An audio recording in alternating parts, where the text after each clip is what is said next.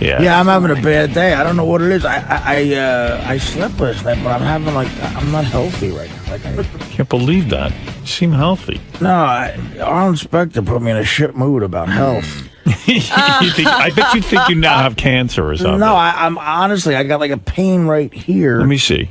Like right here where your liver is. You're always worried about your liver. Yeah. You're not drinking that much, are you? Oh. I don't know. Oh, what, you've been on a binge? No, I'm not on a binge. I just, I don't know. I feel terrible. I don't feel healthy. I feel awful. I gotta lose fly. some weight. I gotta fly tomorrow again. Oh, here we go. Where are you going tomorrow? I'm gonna go down to Miami. Thank God I go to Miami. But I was gonna say that's a terrible thing. You gotta go. Well, to Miami? I go down there to work. You're so miserable. I mean, why? Are I you go down doing to work. so I'm many gonna go down here. And what am I gonna do? Enough with go the to the gigs. set of Marley and Me and watch Jennifer Aniston and Owen Wilson kiss? I'm gonna sleep in my fucking dark apartment all day because I'm tired. Well, what's wrong with that? Maybe Nothing. get out and have some sun and warm up. Yeah, but I don't want to go in the sun. Why do you think we have Benji here? You know he's your future liver. We're just farming his liver until it's ready for you. I follow those stories a lot about I want to get to the front of the liver line. Is this one of those days where you think you're dying? I don't feel good, and it's probably because I overeat. He was eating I was going out of style this morning. I overate today, Rob. What'd you think of that new sandwich we ordered from Pump? I liked it. You know what? I got the same thing you got yesterday. It fell apart on me. The same exact thing. Yeah. Did it hold together better for you today, Howard? Yeah. But I got it. I got it in my mouth. I got it up in my mouth. Yeah. And maybe you're just too full right now. I had 2 cupcakes. Do you think you have gas? Look at the stains all over your shirt. It looks like from all your eating. It's a mustard stain.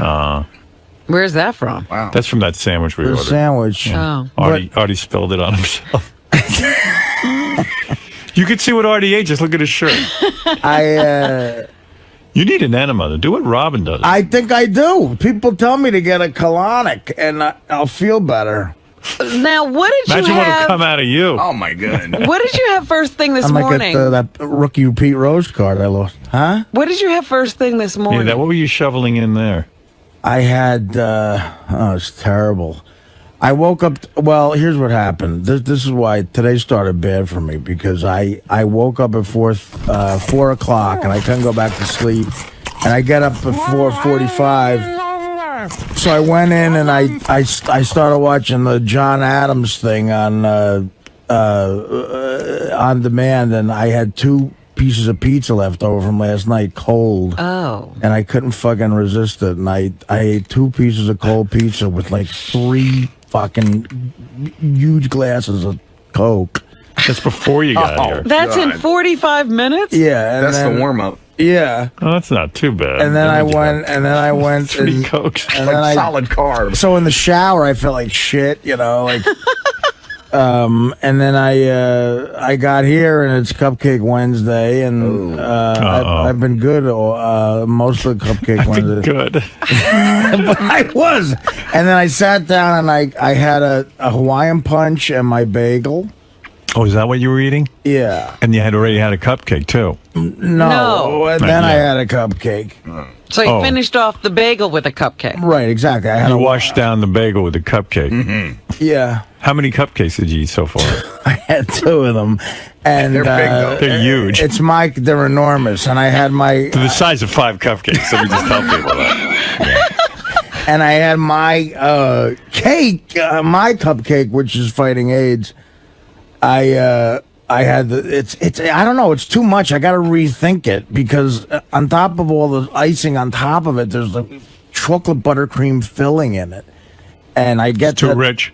It is a little, and I get to that, and I was licking that, and so that's 3. That's the third cupcake. I don't see that on your shirt. Throughout our inspector's interview, I looked over during our inspector, and Artie had the paper, the sports page open, and there was such eating going on, such tremendous food going in. So then I had a coffee, and then I had a Pepsi, another Pepsi with the turkey sandwich. So tell me if I have this right. In the last 5.5 hours, since I've, my computation tells me you had 2 slices of pizza, 3 Cokes, a Hawaiian punch, a bagel, 3 giant cupcakes, a Pepsi. Two cupcakes. All right, 2 giant cupcakes, a Pepsi.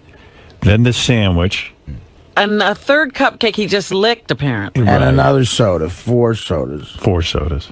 That's just in 5 hours. And you get the whole rest of the day to go.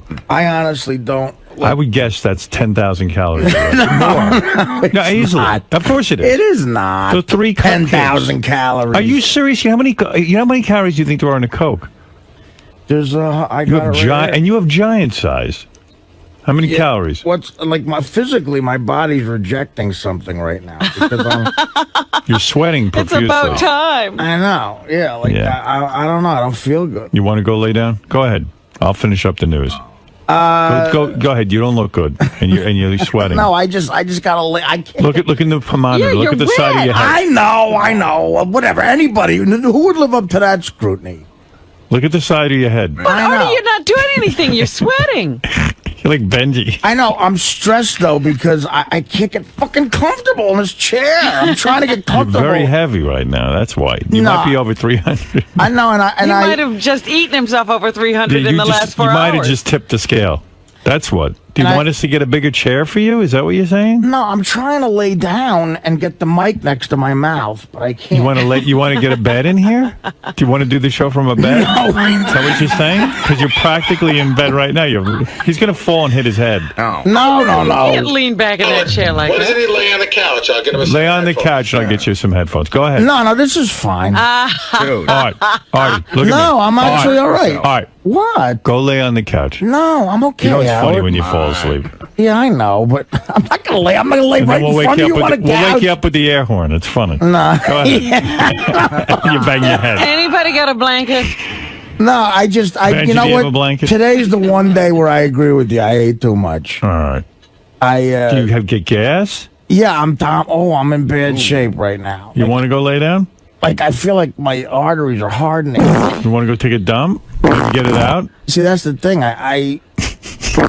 No, right now I can't shit. Maybe if you stood up, the gravity will pull it out of you. And I have to, oh God, I gotta cancel the rest of my day. What did you have planned? What'd you have? I was gonna write the book, but now I can't do this. You can't do that today. Poor book. You're in no condition to do your book today. I gotta call the poor kid and say, don't come again. I do that every day to him.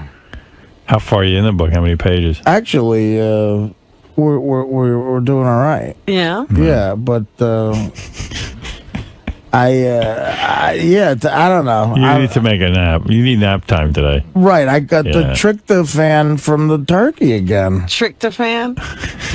All right, let Robin do the news. So, yeah, let's go. Come on, let's snap it Ralph up. thinks he knows what's wrong. What is it, Ralph? My favorite line of the show today is Artie saying he might have overate. I might have overeaten. No, you overeat. It was all complete shit. There was nothing. It was all carbs. No, he had one good sandwich in The there. pub sandwich is good. I get him the sandwich. Oh, by the time that sandwich went down the gullet, it was poisoned. You know what You I think did? the- you Here's think the what 10 happened. sodas- Here's what happened to me yesterday. What happened? Did you have stress? I had to go and meet a friend of mine, and Everything gets you over the edge. What happened? I told the kid to fucking be there on time, and he wasn't, and I was next to this Wendy's for like an hour.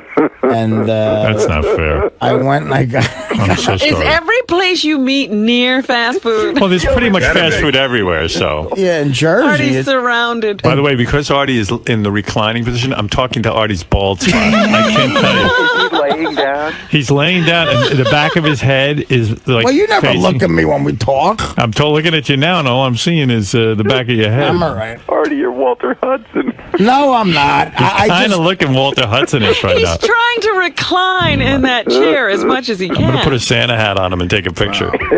So I had a Wendy's triple, which is the worst. Do you want John Hine to take your blood sugar No. right now? Blood sugar. No, who Blood sugar. No. Come on, we gotta know. I bet it's all- I it's don't an want. all-time high. It's an inaccurate reading. Hey, Howard, What? I'm looking online. I'm on a thing called SiriusEats.com, they're saying that one of the Crumbs cupcakes is the equivalent of 3 slices of pizza.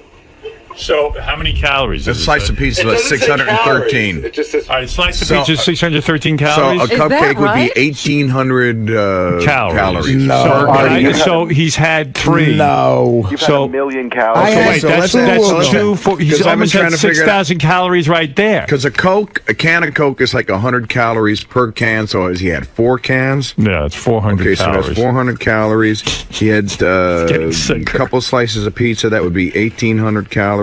How many cupcakes? 3. 3 cupcakes. 2, and then he licked the ice. the other one. No, 2. Okay, so... Wait, and Artie, what else did you have at Wendy's besides that triple? I had fries and a Wendy's Frosty. Oh, boy. Man. That Frosty is like eating ice cream. Was that it for the night? It's so fucking good. What else did he have today? No, I had a chicken parmesan and pizza. Oh, my God. Chicken parmesan and pizza. He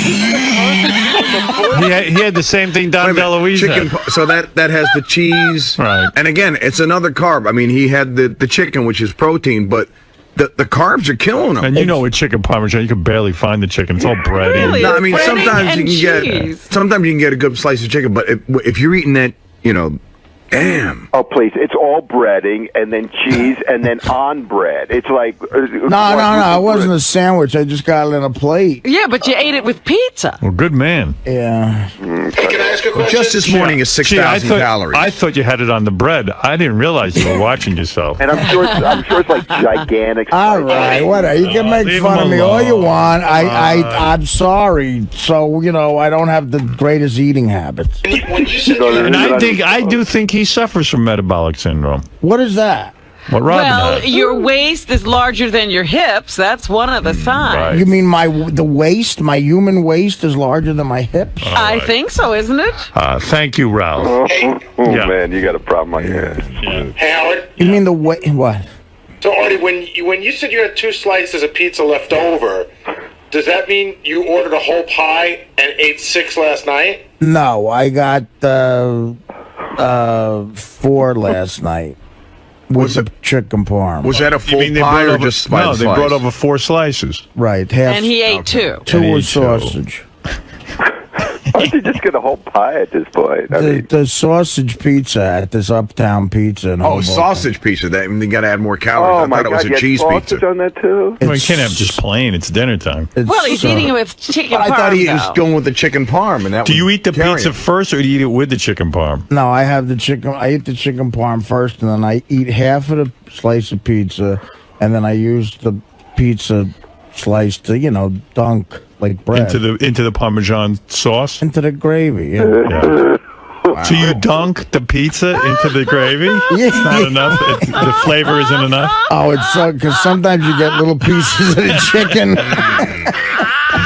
Sometimes the chicken gets mashed in with the sausage on the pizza? And you have no idea. I look. My place looks like a hermit now because I'm just living alone. Basically, I moved into my kitchen. All of office. Put your stuff. bed in the kitchen. Right next to the fridge. All my office stuff is Smart. in my kitchen, so I can watch the plasma TV. Could Howard TV get Yankee games in You got HD. that house you just bought. Aren't you going to want to be in a swimsuit this summer and enjoy the water? And Yeah, no, I am. Yeah. swimsuit? So you're going to want to slim down in the next couple of months. I have to. Yeah. I got to do something. Well, you're on the right I track, can't Artie. keep living. Why? You could have ordered a whole pie. He didn't.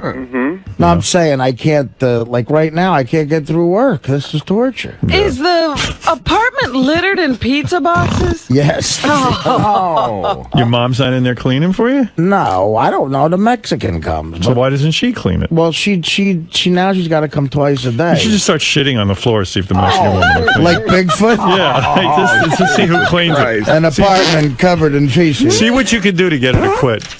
Here, look. Here's the cupcake. Here, this will be on the website. I think the Crumbs Vanilla Cupcake at left has 780 calories and nearly 36 grams of fat. The fat. 36 grams of fat. I Yeah, don't eat that in a day. 780 calories. So he had 2 of those already. Right. So Wow. That's 1,800 calories. And you think you might have overate? Nah, the cupcakes are what did it. Yeah, it was the cupcakes. It wasn't. All right, thank you, Ralph. Leave him alone. Yeah, I'm sorry. I was trying to digest. You can I'm see. sorry. All right. I'm sorry, Artie. I also need a haircut. Yeah, that's the least of your worries. He does. It's a little unkempt. I'm going down to Miami, and it's going to be all hot down there. Yeah, haircut will help, Artie. That'll bring you. All right, thank you, Ralph. Hey, Howard, if you want a television show, just put a recliner in the band area for Artie. Yeah, Artie, go lay down over there. Look what they set up for you over there. Come on, let me help you out. Yeah, I was looking Look at him in that chair. It almost looks like he's in look bed at that. now. You're going to go nuts over there. Look what they just set up for you. That's way more comfortable. Look at that recliner. Did you look? Oh, Artie, that's comfortable. Although, don't move to the left or to the right. Yeah, and don't fall off. I can't look that far. You want Come to here. disturb his position? Jason, can you get wheel up him out of over? that chair and get Artie into the recliner? Oh, my God. Go ahead. You're going to be in heaven. This is nice what they did for you. Don't say the show doesn't love you. Get over there and lay down and Go to sleep. go make night-night. And you know what? I promise, no air horn. No. Look at that recliner, Robin. Is that beautiful? I see it over there. It looks really comfortable. Is that going to be comfortable enough for him, though? Because Yeah, he'll like might it. not be long enough. Go see if you like it. Comfortable. Sure. Oh, get out of here. Look Try at that. it That's out. ergonomic. Ergonomically made. What's the matter with you? This is like yoga shit or something. Oh. I'll never get out of this. It's gonna be like a turtle. No good? All right. Wait a minute. Forget. He's going to try it, though. Is it safe? It's not going to fall. He might. He's got to slide down into it. Oh, man. How is it? Oh, I shit. told you you'd like it. It looks like an undersized child seat. He's Oh, in that's- it. that's He's not in- good. How does that feel? Actually, that feels fucking I fantastic. told you you'd like it. All right. Close your eyes. See, you couldn't get No, I'll comfortable still do the before. news. Give me All right. Give him a microphone and then. He doesn't have headphones. He won't hear a thing. I could think of jokes better this way. Here's some headphones for you and relax. Is that helping your digestion? Yeah, give me a headset so Be I funny can if make he fun of just some shit his people in the news. Here, how's that? How do you feel? You better? Oh, God, that mustard stain is high up. Oh. Hope you didn't have any meetings today. All right. Robin, Give what's him a in the nice news? pillow. Does he, Set him up. I don't want He's to. comfortable now. Put Yeah. it up here. Give him a nice big pillow. does he need any oxygen? Hey, vey. Artie, what's going to That's be? going to roll off. He's going to fall. Dad. You want Will to rub your feet? No. No? I'm gonna feel like I'm in the tickle chair. All right, thanks, guys. Go ahead. Dude. Either you're going to be a backrest or not. That's not going to stay. All right, Will, hold his pillow for me. You need a pillow. That's not going to do it. get a regular pillow. Get that yellow pillow over there. Will, hurry up and get him a pillow. Does anything smell like Brianna Frost? If I could put that Brianna Frost on top of you right now, you'd be Forget in about it. heaven. You Yeah. kidding me? Fuck that. All right, I'm ready. Okay, you I okay can now? do the news like, oh, All right. wow, this is so much better. Keep the pillow on there. Yeah, lift up a little bit, Artie. There you go. Oh, Artie almost did a sit-up. Give him a Santa hat. Oh, come on. You Now need you're- a sleeping Now hat. you're just making That's fun a of me. sleeping. That's for when you go to sleep. All right. You know how the Three Stooges wore a hat when they slept? They had like those big hats. Those pointy things. All right, you all right now, pal? Yeah, I better? actually, this is fantastic. All right. All right. Go ahead, Robin. What's This in the is news? Artie's new work area. Yeah, let's do it. All right. All right. If you fall asleep, go ahead. No, I I'm don't want here. you dropping dead on me. No, thanks, man. Oh, man. Oh, he's Here's got your a blanket. You need a cupcake. I'll tell you, radio is great. He's got a big blanket on him. The light's too bright for you over there, Artie? Honestly, dude, I've never been this comfortable at work. I told you that. Sure, that couch is good. Yeah, Wow. look good. We don't have an eye mask, do we? Maybe. Yeah, the lights might be too bright. There's a cupcake. Nah, see, I can't. That's the thing. I would love to eat. It's going to be at least a half an hour before I could eat. Oh, my. Good for you. I like your willpower. It's like swimming. He just turned down a cupcake, Rob. Yes, Yeah, that's good. He must be in pain. Kristen Davis of, they have you seen some of the publicity that the girls from Sex and the City I don't believe it's her. are doing? There is a thing on the internet they were saying... Yeah, but have you seen them? No. They have dolled them up, because I've seen them in the years between Sex and the City and now, and they weren't looking all that great, but the other day they had Cynthia Nixon, who I suppose was the least hot of the group. Yeah. She looked fantastic. Which one's she? She was the redhead? Yeah. The one looks like Bozo. Who's dating a chick who looks like Danny Bonaducci? Yeah. Oh, my goodness. Well, anyway, Kristen Davis, there's now reports that she was in a sex tape that she made several years ago, but she is denying that those pictures that you see and video that you see on the internet is her. Yeah, I saw the pictures of her, and they was claiming it was her. I didn't think it was her, but it is a girl who looks like her, licking some dude's penis, licking it real good. And I know it's not her. She looks way too uptight to be doing that. But I'm not out of line. The redhead admits in her real life she's gay, and she's right. And she's, you know what her girlfriend looks like? I'll tell you, her girlfriend looks like Rusty Staub. Well, is that really dating a girl? Isn't that a good look? I'm saying, why not just get a dude if you're going to date Rusty Staub? But that ad campaign for that movie is going to be so sickening. They're going to be all over the fucking place. Oh. They already released, they say that Sarah Jessica Parker has made $25 million since leaving Sex and the City. How so? Because she has a ton of endorsements. Wow. She does a hair care thing. She has her own fashion line. She sells She's also perfume. the producer of that thing. Yeah, but this is just, too. the money she's made since the TV show ended. Wow. They say that Kim Cattrall is next in line, having made $10 million since the show ended. And then the other two, Cynthia Nixon and Kristen Davis, they get about I don't know, made $3 or $4 million since the whole thing ended. Wow. So it was a cash bonanza for all of them, but especially so for Sarah Jessica Parker. Well, that show has sold more DVDs than any show. It blows shows away, and I'm sure she has a piece of that. It sold like 400 million DVDs or something. I mean, that sells more than The Sopranos? Yeah. Really? I saw a list, and it's in first place by a ton. Wow. More than the Seinfeld series and all that, huh? That's what it said. Wow. Did you see the pictures of Charlie Rose? He was, I guess, on his Channel 13 or public television show, and he had a big black eye. And a bandage over his eye. And they say that it was not a brawl, that he... A brawl. If he got a brawl, he'd be dead. It's an old guy. He's an old skinny man, Charlie Rose. He says that he fell. Of course. His hip gave out. Who did he get into a fight with? Larry King? Yeah. No, Mike Wallace beat him up. Thank you. Morley Safer. He took a fall at 59th Street and 5th Avenue at around noon on Saturday when he accidentally stepped into a pothole. Right. He loved the headline that this was from a brawl, but it was actually a fall.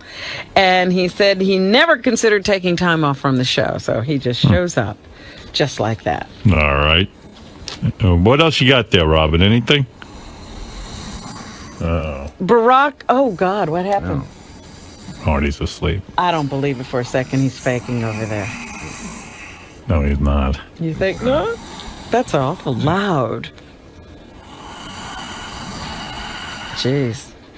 I told you he'd be out if we put him in that chair.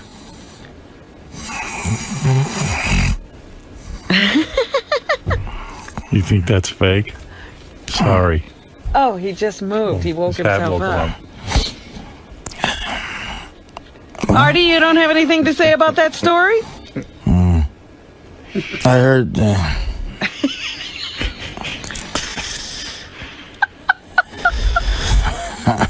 Sorry, man. What woke you up, the hat? I'm sorry, what are we doing?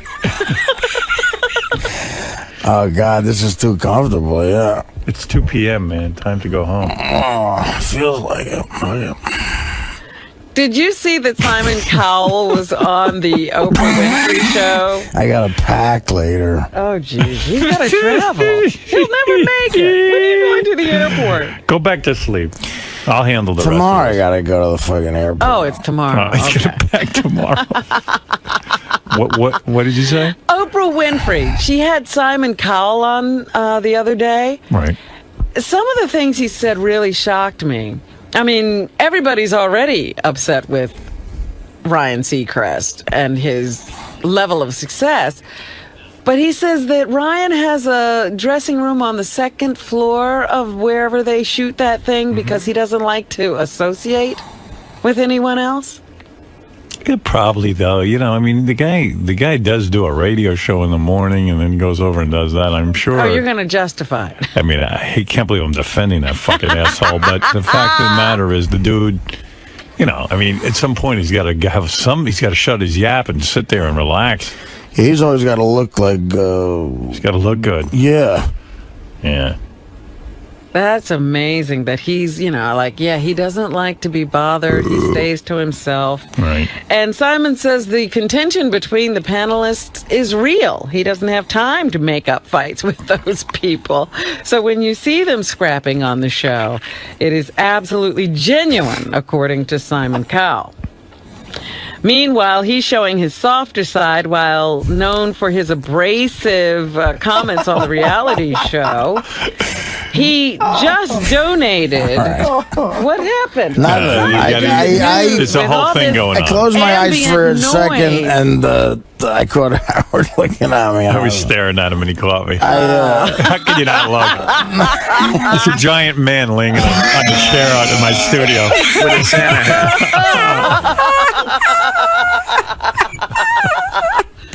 I bid $57,000 to fall asleep in the studio.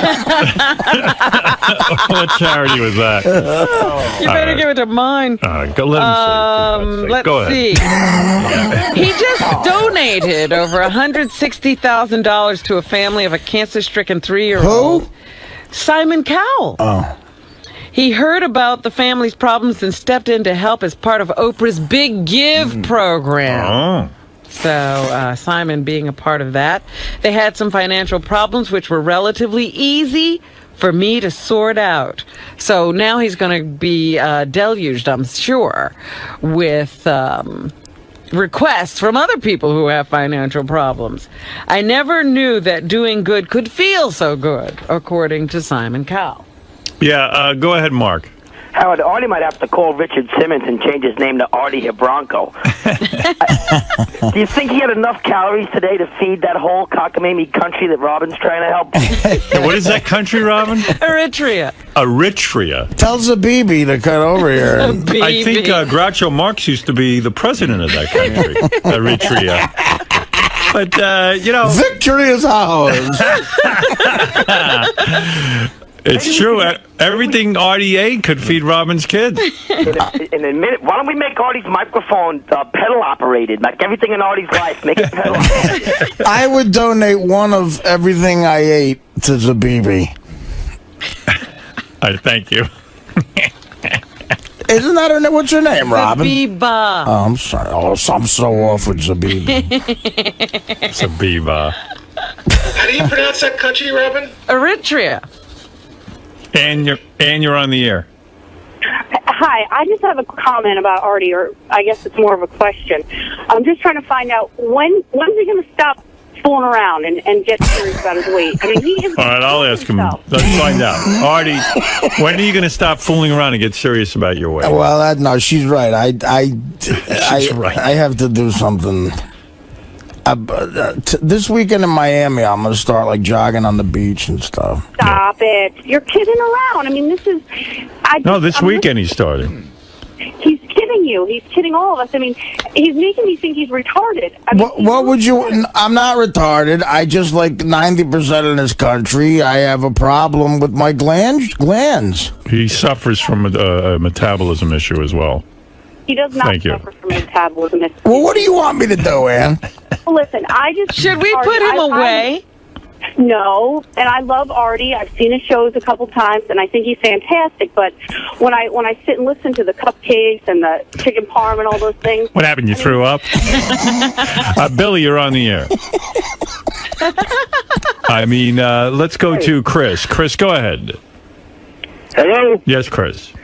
I don't get it, Howard. I don't know what you're doing. You've been doing this shit for 30 years. Did anybody ever pull a couch out for you and let you sit back and put your feet up? What the fuck? This guy's doing this shit 8 years, and he ain't all that great, and he's getting all this special treatment. 7 years. Shit. 7 years. The guy looks like he's going to pass out. He ate something bad today, and it didn't agree with him. Yes, sir. Let me just, sir. He eats something bad every day. Any other person who felling me right now would ask to leave. I figured out a way to stay. Right, he would have taken sick time. Ralph, go ahead. I just wanted to let you know I went back and rewound, and I timed it from when Artie last spoke to when he passed out sleeping. Yes. It was 19 seconds. Wow. Now, have you ever in your life been able to be talking to somebody and then fall asleep within 19 seconds? Well, he was very, very tired. Well, you gotta, Ralph, people fall asleep at some point, you know. You were just talking like 5 seconds ago, and then you nod out. This is bad, Artie. I'm just tired. That's all. Absolutely. I saw they were talking about this kind of stuff on 60 Minutes this Sunday. Yeah. And they said in the process of slapping yourself in the face to try to wake up, you could fall asleep. All right, Death, you're on the air. Go ahead. Yes, I wanted to meet Artie a couple hours from now at his apartment in his bathroom. I have a rectal aneurysm planned for him. Thank you, Death. In the bathroom? Death wants to meet you in a few hours in the bathroom. I'll be in the kitchen. Let's go to Chris. Chris, you're on the air. Hey, now. Hey, now. Hey, listen, I'm calling with a medical school down in Atlanta, Georgia. I work for the former United States Surgeon General, David Thatcher. He put out the only report on overweight and obesity, and I'll be the first to say this is radio gold. I had to pull over at one point when Artie was given the menu of the crap that he was eating. But let me just tell you, if you guys don't do something quick, and I'm talking about a serious intervention, I mean, it's clear that he's an addict, and whether it's in drugs, alcohol, food, whatever. We know. We're trying. I don't know what to do. Artie's got to want it too. Did we get Dr. Drew in here? We might get Dr. Drew in again. Jim, Thanks, go ahead. Ironside. All right, Jim, you're on the air quickly because I got to get done with this show and Robin needs to finish. Oh, my God. Yeah. That's fucking hilarious. Artie, when you go down to Miami, Yeah. is he awake, Howard? Yeah, he's awake. I'd say, yeah, Miami, yeah. Yeah, when you go down to Miami, you better stay the fuck off the beach because they're going to keep pushing you back in the water. Oh, Jesus. You know. Howard, you got to get him a sleep member bed in there, and fucking that'd be hysterical. All right. TV. Let's Is he implying that I'm a whale? Yeah, that was the intention that people would see on the beach, mistake you for a whale, and push you back in the water. Motherfucker. All right, Robin. I'd prefer a manatee. Artie, go to sleep and let me finish the news. Go ahead. All right, I'm here. I thought Artie might want to comment. Contributing. I'm commenting. On Barack Obama's speech yesterday. It was the most retarded speech I'd ever heard. Really? You didn't like the speech? It was a brilliant speech. How could you sit there and say it? it's when he goes, I can't disown of course you can't disown your grandmother, but the fact of the matter is he chose a reverend for his family and for the church. 20 years he went there, and don't forget, at first he said he never heard him say this. You are taking this out of context. You No, I'm not. obviously did not hear the speech. I did too. I was right in front of my television. What did he say? He made the point that he can't disown his white grandmother and he can't disown the Reverend Wright because these are people who made comments. He said his grandmother made racist comments. I think she used the N-word or something. Well, she not only called people names, but she told him, I am afraid of black men when I see them walking down the street. So he says, well, I'm not responsible. Well, he didn't choose his grandmother. He chose the Reverend Wright. But you're missing his point. No, his I'm not. His point is that we can no longer keep just throwing people out of our lives. We have to heal what has gone on in this nation. No, you can't throw people out of your lives. Excuse me? You can't have. That's like he saying... He said the man was like family to him. I'm going to go to Klan meetings, but don't be mad at me for supporting the Klan. No. He didn't say I support the Klan. He says there are issues that Reverend Wright reveals about what, a segment of the population feels in this country. He's the Reverend. You don't support him financially, and that's what he did. Look, it's wrong, and he didn't address it. I listened to what he said, and he made a great deal of sense. You want to keep things the way they are. He is talking about healing everything that has gone on in this country. Okay, I see that Reverend was really all about healing. No, the Reverend was not. And I said myself, he should have had this discussion with the minister long ago. But he didn't. He is right now. I don't care. You don't care, but it's true, and there are issues. This isn't about Reverend Wright. This is about Barack Obama choosing. He says he's a wise man and will choose. He's a man of great decision making. That was a brilliant speech, and he's right on. It's not. And we can continue to ignore race in this country and just hope black people get over it. That's not the discussion. That is the discussion in the larger sense. He chose a church with a racist to be his spiritual leader. Okay, you don't want to talk about what the country needs to do. No, that's a separate issue. That's for him and Hillary Clinton and John McCain to debate. This is an issue of he chose to support a man for 20 years and have a close relationship with a guy who is an out. That's like if I hung out with if I went to a church led by a Ku Klux Klansman and said to you, all right. Artie's sleeping. We're arguing. Artie's sleeping. I feel like when I gotta get out of here anyway. The thing that hit me about this, I know you people sit around all the time. What do you mean, you people? Who's you people? The Jews and Italians? No, who's you everybody. people? I want to know. Everybody but me. Yeah, go ahead. Because I've seen this. What do I do? Let me hear what I do. You sit around and you listen to people in your company make inappropriate statements and you say nothing. It's not true. Absolutely true. Absolutely not true. Well, that's true with me. And by the way, if I hire someone... Not hire. I'm talking about sitting around in a cocktail situation. But this is not that. This is choosing. There's lots of churches he could choose. He made a choice. He made the mistake. No, lots of he knew for 20 years, and then he also lied. He lied. He lied. You never say a word. You know it's wrong. You don't feel that way.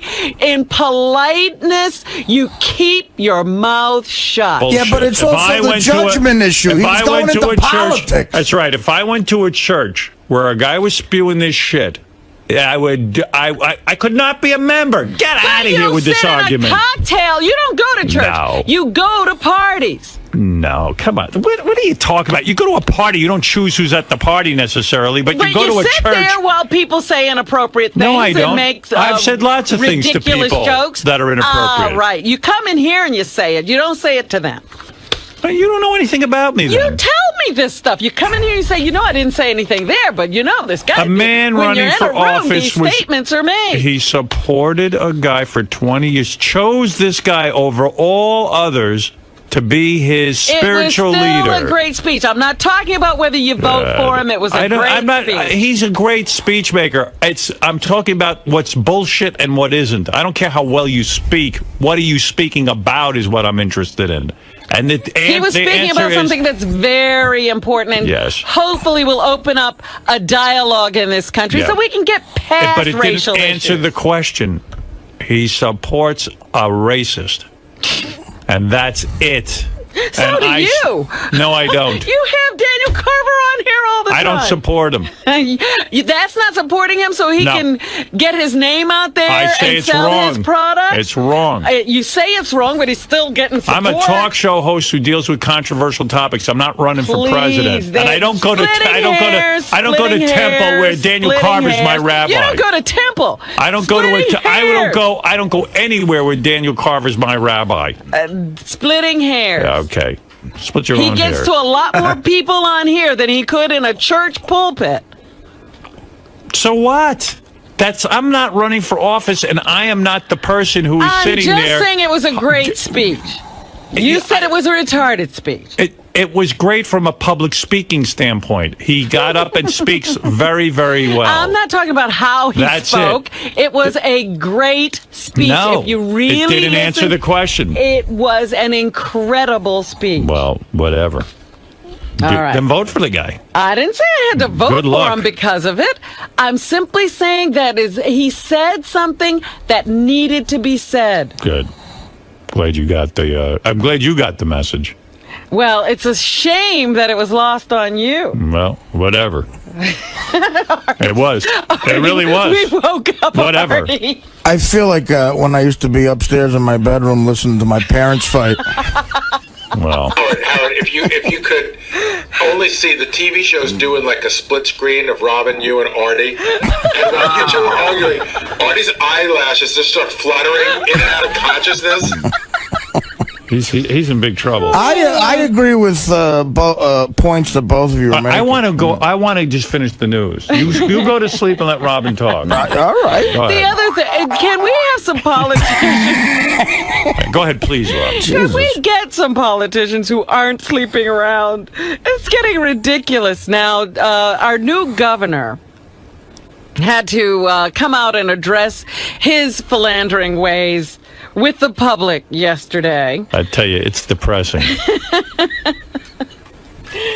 Also, the McGreevy I agree.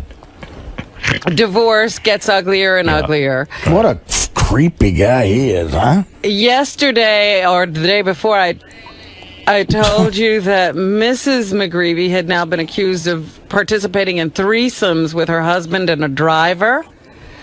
And she is now denying it, but there has been corroboration from certain hotels, like down in Atlantic City. They said, yes, they would get a hotel room, and they didn't get a separate hotel room for the driver.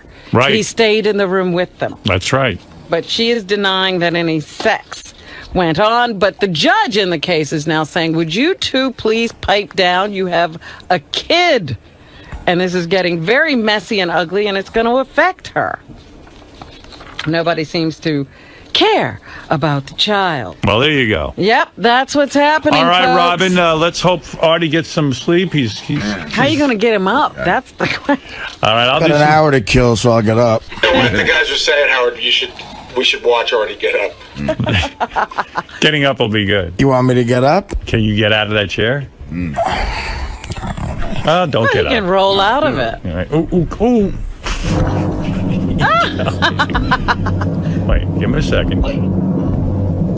He can't get up. Universal Amphitheater, April 5th. He'll be up by then. Your whole asshole is sticking out. He can't get out of it. He got on the floor. Nobody can get out. You gotta lose weight. That's it. You couldn't get out of that chair. Yeah, but look at it. Who could get out of that chair? Me. No, it's a hard chair to get. Yoga yesterday. I can do that. I can get out of it. You gotta lose weight.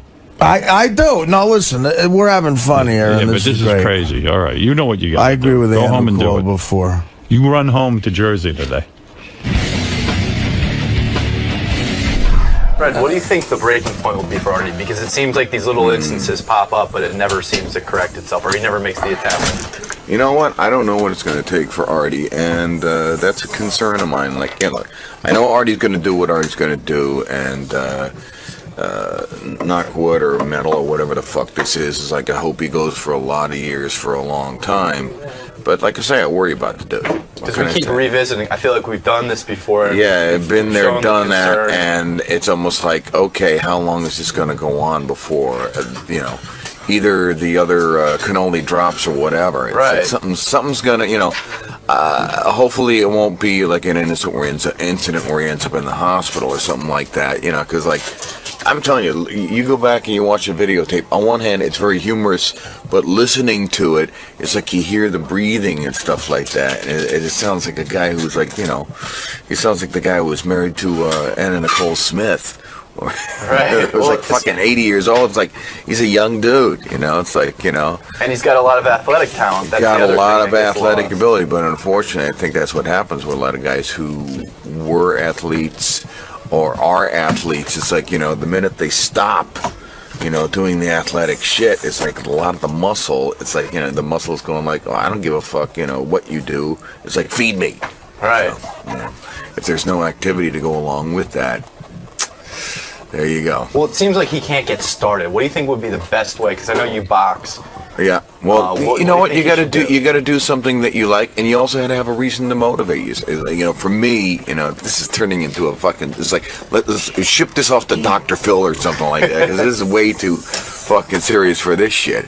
But the one thing that made me want to get in better shape and be in better shape is I have a daughter, and I'm not suggesting that Artie go out and impregnate a woman and have a child, although that is a pretty compelling reason to stay in shape, to be healthy, to eat healthy, because 2 reasons. Number 1, you want to be around to see your kid grow up, and number 2, it's like you set an example for people in your family by eating right, living right, exercising, etc., etc. My daughter always knows that I go to the gym, and it's like she appears to be on the right track when it comes to eating, and hopefully it'll stay that way. So he just needs to take that first step and just get going and get some momentum. Yeah, well, ask Benji about taking the first step. It's like it seems easy.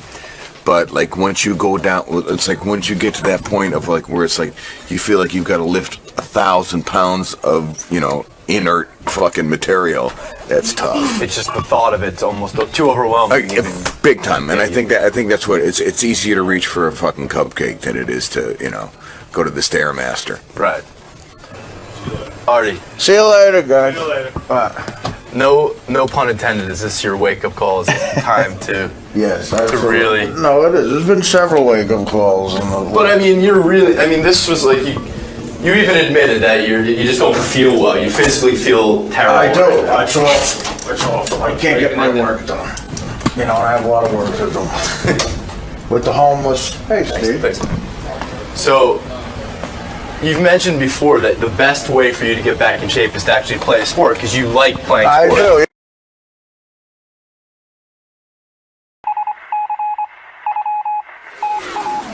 You're watching Howard TV's HD Clip of the Week. Adrian Grenier and Kevin Conley. It's actually Grenier. Adrian Grenier. Okay. Yeah. Yeah, that's a tough one. I never knew how to pronounce that either. Yeah, these guys are on the hit show Entourage on HBO. There's the boys. There they are in the flesh. Man. What's up, guys? How you doing? Hey, fellas. Good to have you on here. Glad to be here. I like the pronunciation. Grenier is the right way to say it. Grenier. Is it? That's no, it's Grenier. You don't even know. How do you say it? I don't know. Your co-star doesn't even know how to say it. It's Grenier. It's Grenier. I thought it was Grenier. Grenier. Why would it be Grenier? Because Will researched it and found out, and evidently, so you're wrong. Adrian, you don't even know how to say your own name. Is it Grenier? It's Grenier. It's Grenier. My mom calls you Grenier. I can't believe it. She does it every single time. My mom says the same thing. Grenier. In year 5, everyone in Mary Tyler Moore's show knew how to pronounce their own name. When Entourage was first coming out, I remember we spoke. We had you in with Mark Wahlberg. Marky Mark. And now the show's a huge hit. It was like the first episode or something. But did you believe it would really be a hit? Did you really think it would be this big? Not as big as it is, no. It's pretty shocking. But yeah, at the time, it was like, I think 1 or 2 episodes it aired. What had you done up until then? I mean, you weren't that well known, right? No, I wasn't. I mean, I had done Unhappily Ever After. We talked about Bobcat Goldthwait. Right, yeah, that's Kevin. Kevin has quite a sexual history. He was dating a very hot chick named Nikki Cox. Yes. And Bobcat Goldthwait stole her. Swiped her out from her. Yeah. And then Jay Moore swiped her from him. Is he now married to her? Yeah. Yeah. She's a very hot chick. She is, in fact, I remember Artie met her once when he was working on the set of I worked the with Norm her for show. a year. The Norm Show, yeah. And she'd show up in like a 12-year-old boy's T-shirt, like one of those guinea T-shirts. Like the little she would rehearse. And she would distract the crew. They had to tell her to put some clothes on. Fuck the Did they crew. really have to tell her to put clothes on? No. What happened was she, you know, I worked with her for a full year, and she would rehearse. First of all, she had this enormous black guy who was her bodyguard. Clay. Clay. Who was she body? I mean, from you guys? She had to have a bodyguard at all times. She had stalkers. She had a real, like, serious problem with a stalker years ago. Okay. And this guy is so intimidating, but she would show up. At the time, she was 21. And she would show up to rehearsal with like a 12-year-old boy's guinea T-shirt on. Wow. And fuck the crew. Me and Norm said, listen, we can't act as it is. I'm trying to act here. I mean, I can't. She might have been the reason that show got canceled. Probably is right. We had to switch our names in the cast to our real name. Like, I originally had a different name. Kevin, how devastating is it when you lose a girl like that to Bobcat Gold? You know, it was not my finest. It's not one of my finest moments. How did you tell you? How did it affect your working with him, though? We did it actually another year like that with them together. Yeah. Ooh. So. Yikes. How did she tell you? I read it somewhere or something. Oh, Even you're worse. kidding. Yeah. It's a terrible thing. It's a terrible thing. And now she's dating Jay Moore. She's married to Jay Moore, who's a nice guy. Listen, that was like 10 years ago, 12 years ago. I mean, I've been to hell and back since then. But was this going on behind your back for a while? Is that what you're saying? I always assume that it is. If you think it's not, you're just in denial. Well, I'll have you know, I will never Whether do or that not to it you, was, Kev. yeah, thank you, Adrian. Adrian gets lots of women. We're going to get I to don't need his, your women. We're going to get to your resume. I imagine it is not very difficult for you to get women. You're a good-looking dude. Sometimes I see Adrian at the gym. For a while, we were into this weird thing. We didn't even say hello to each other. It was weird, right? It was weird. No, I finally walked up to her. I said, "Why did are you?" that go on? I go, "I don't know. I mean, I forgot that Adrian was on the show, and I would have immediately gone up and said, normally I don't bother anybody, Right. but I passed him in the hall, and finally I said to him, hello." It was an awkward hello, as I recall. Yeah, because I was like, well, maybe I did something bad to this guy or something. I don't know. But What gym? I think we were What's just the trying to gym let we each go other. to? I mean, we were both like, in Giving each other your space or sweat. something? Yeah, but I didn't want to bother you. You didn't want to bother yeah, me. I don't want to bother anybody, but it was good that we said Besides, you're hello. not a woman. Why should he bother with you? Honestly, it's true. I thought it might be refreshing. Why should he waste his time being charming to you? All right, let me slow this down the for back, a second. maybe, because right? I got a lot to talk to you guys about.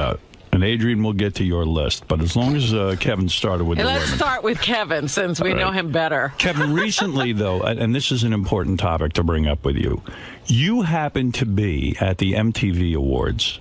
I was at the MTV. So was when Adrian. Kid Rock, Adrian was there as well, but you were an eyewitness to Kid Rock and Tommy Lee fighting. It was reported in all the newspapers that Pam Anderson was there and Kid Rock and Tommy Lee got into a fight. What did you see that night? What was your eyewitness account? Okay, now, I mean, I don't want to incriminate. I don't want to incriminate anyone. Am I going to get in trouble? I don't wanna drag Are myself. there charges? Are there pending No, charges? the truth will set you free. What did you see that night? That's all I'm asking you. Okay. I saw, Kid Rock. We were all at one table. And, Adrian, you were there. You have an eyewitness account as well. Are you going to chime in You here? saw it too? Yeah, we were both sitting there. Yeah. Now, did the police interview you guys afterwards? No. They did not. Why not? Why wouldn't they interview? I don't I don't know. think there have been any charges. Oh, okay. I don't know. That's good.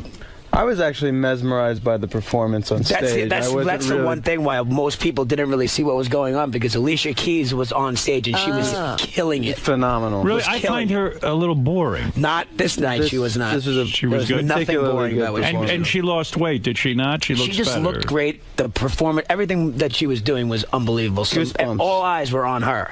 Not to mention we're right there, so she's like standing on top of us. So why are these two fighting?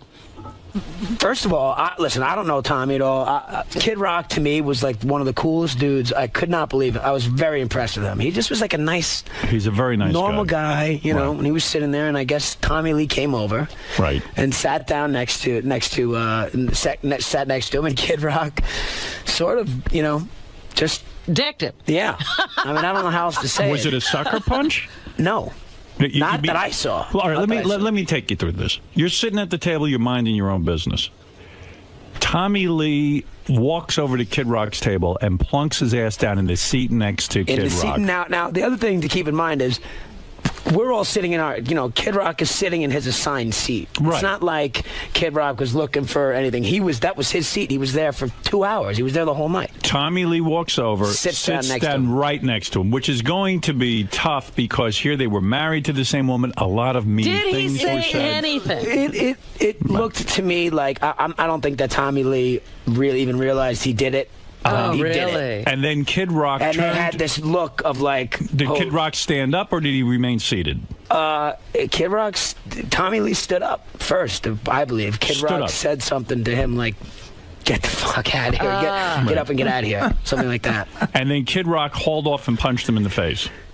That's how it looked to me. Yeah. Did Tommy say anything at all? He didn't really have much time to say much of anything. Did Tommy go down from the punch? It happens. One thing. The other thing is the security there was amazing. Yes. Security. It was like a half a second. Now, let me ask you something else. Did Kid Rock check the security before he took the punch? And then Kid Rock, Kid Rock just got up and sort of walked out with a bunch of security guards. It was pretty. Wow. It was really one of the coolest things I've ever seen, to be totally honest with you. To see Kid Rock punch Tommy Lee in the face was probably better than what was going on stage. While Adrian was staring at the stage, you got to see the real. I'm a music lover. You are. I mean, I literally likes the caught it out of the corner of my eye. But the funniest thing was then Puffy and all the rapper guys were like, and you got to stop violence and rock and roll. But Kevin, you do like violence. You have been involved. Well, you in violence. participated. I was nothing. Did you not punch Oil Air Brandon Davis in the face? Now everybody can't stand him. I mean, he is an obnoxious rich kid. Why did you punch him in the face? How did that occur? Why not? Right.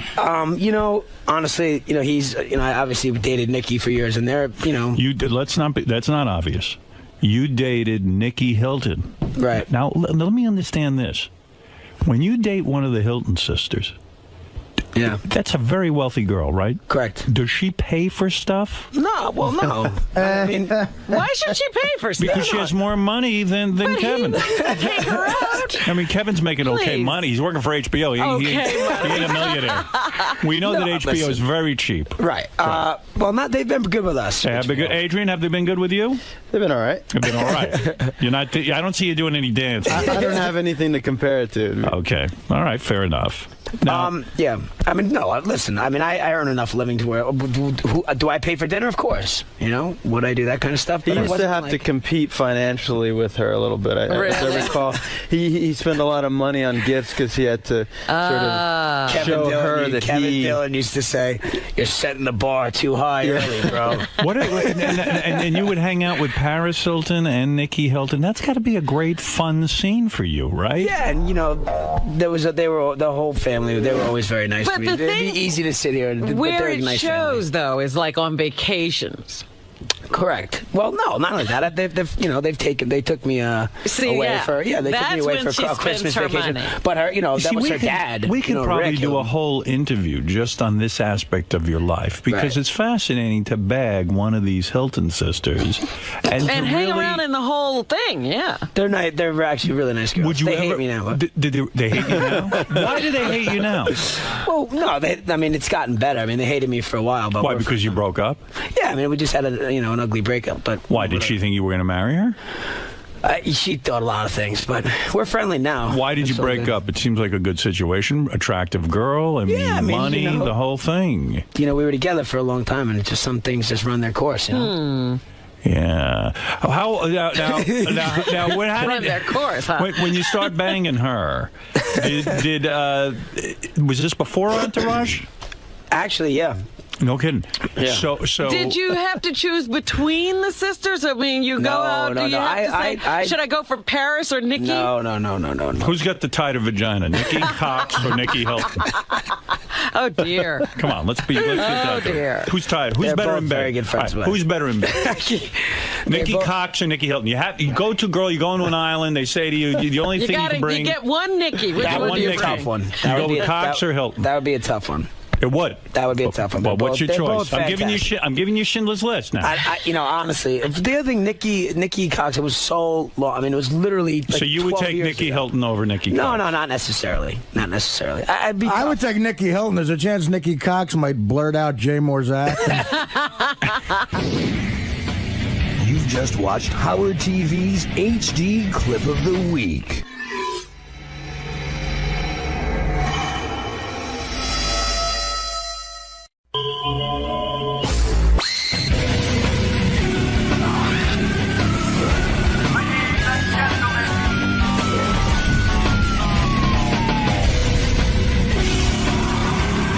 Yeah, hey, I'm Slash, and I'm here promoting my book, Slash. And that's basically it. And I have no idea. I'm sure Howard's going to ask me about a lot of the little stories that are in the book, but I don't know which ones he would have picked up on. Probably all the lewd ones, I'm sure. Now, is there anything that you don't want to talk about in there? I'd like to try and keep away from talking about Axl in any great detail, because that's always sort of unnecessary. And I'm pretty much wide open for anything else, though. Slash is here from the legendary band Guns N' Roses, and more familiar to you now is Velvet Revolver is his new band with And he's the looking quite good. with the great Scott Weiland, and I can't imagine what an effort must have gone into this for Slash to write a book. But I'm telling you, he doesn't look like a guy who would be calling you at 4 o'clock in the morning with a story. I'm reading a lot of the book now, actually. Here he and is. It's killer stories in there. Look at him. Look at you. That's you. All right. Guy's a great rock guitarist.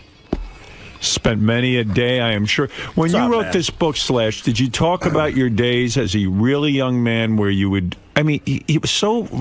A few rock stars write about what it's like to become a professional musician. I mean, yes, people concentrate on the more sensationalistic aspects of this book. After you've gotten there, the sex, the drugs, and all that stuff.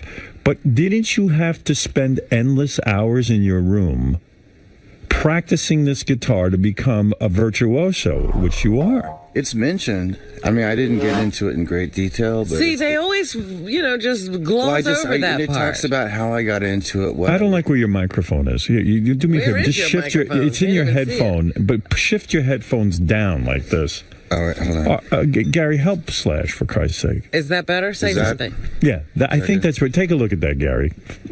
Help Slash out for Christ's sake. The man's not a professional broadcaster. Oh, there it is. Okay. There it is. Cool. Okay, now it's All good. right. Now it's good. So what I was getting at was, I mentioned how I got started and what I was into, what I was listening to at the time, and how I used to spend 12 hours a day and how I got completely engrossed in the whole thing and whatnot. There was So it does take 12 hours a day. Right. But it's not because for me personally, it's not because, you go, okay, it's whatever time, 9 o'clock in the morning or something. I start now, and then there's a lunch break, and then I get done. No, you were a kid who was obsessed I with was guitar. obsessed, yeah. So Right. every waking moment I spent with the And guitar. what was it that inspired you? I mean, what was it that made you say, I want to play the guitar? So, it's a long story.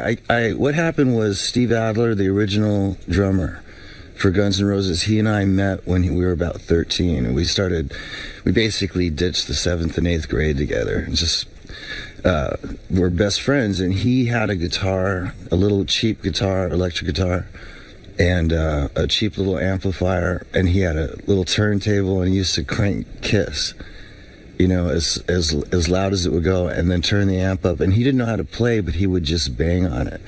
And it was the excitement of that started that whole sort of, you can imagine, teenage thing where it's like, oh yeah, we got to start a band. It's a great thing in life when you have a passion like that. Do you think that you had exceptional musical talent, or was it this unbelievable dedication to practicing? I think basically I was raised on a lot of music because my parents were in the music business, and I loved rock and roll from the minute I could remember.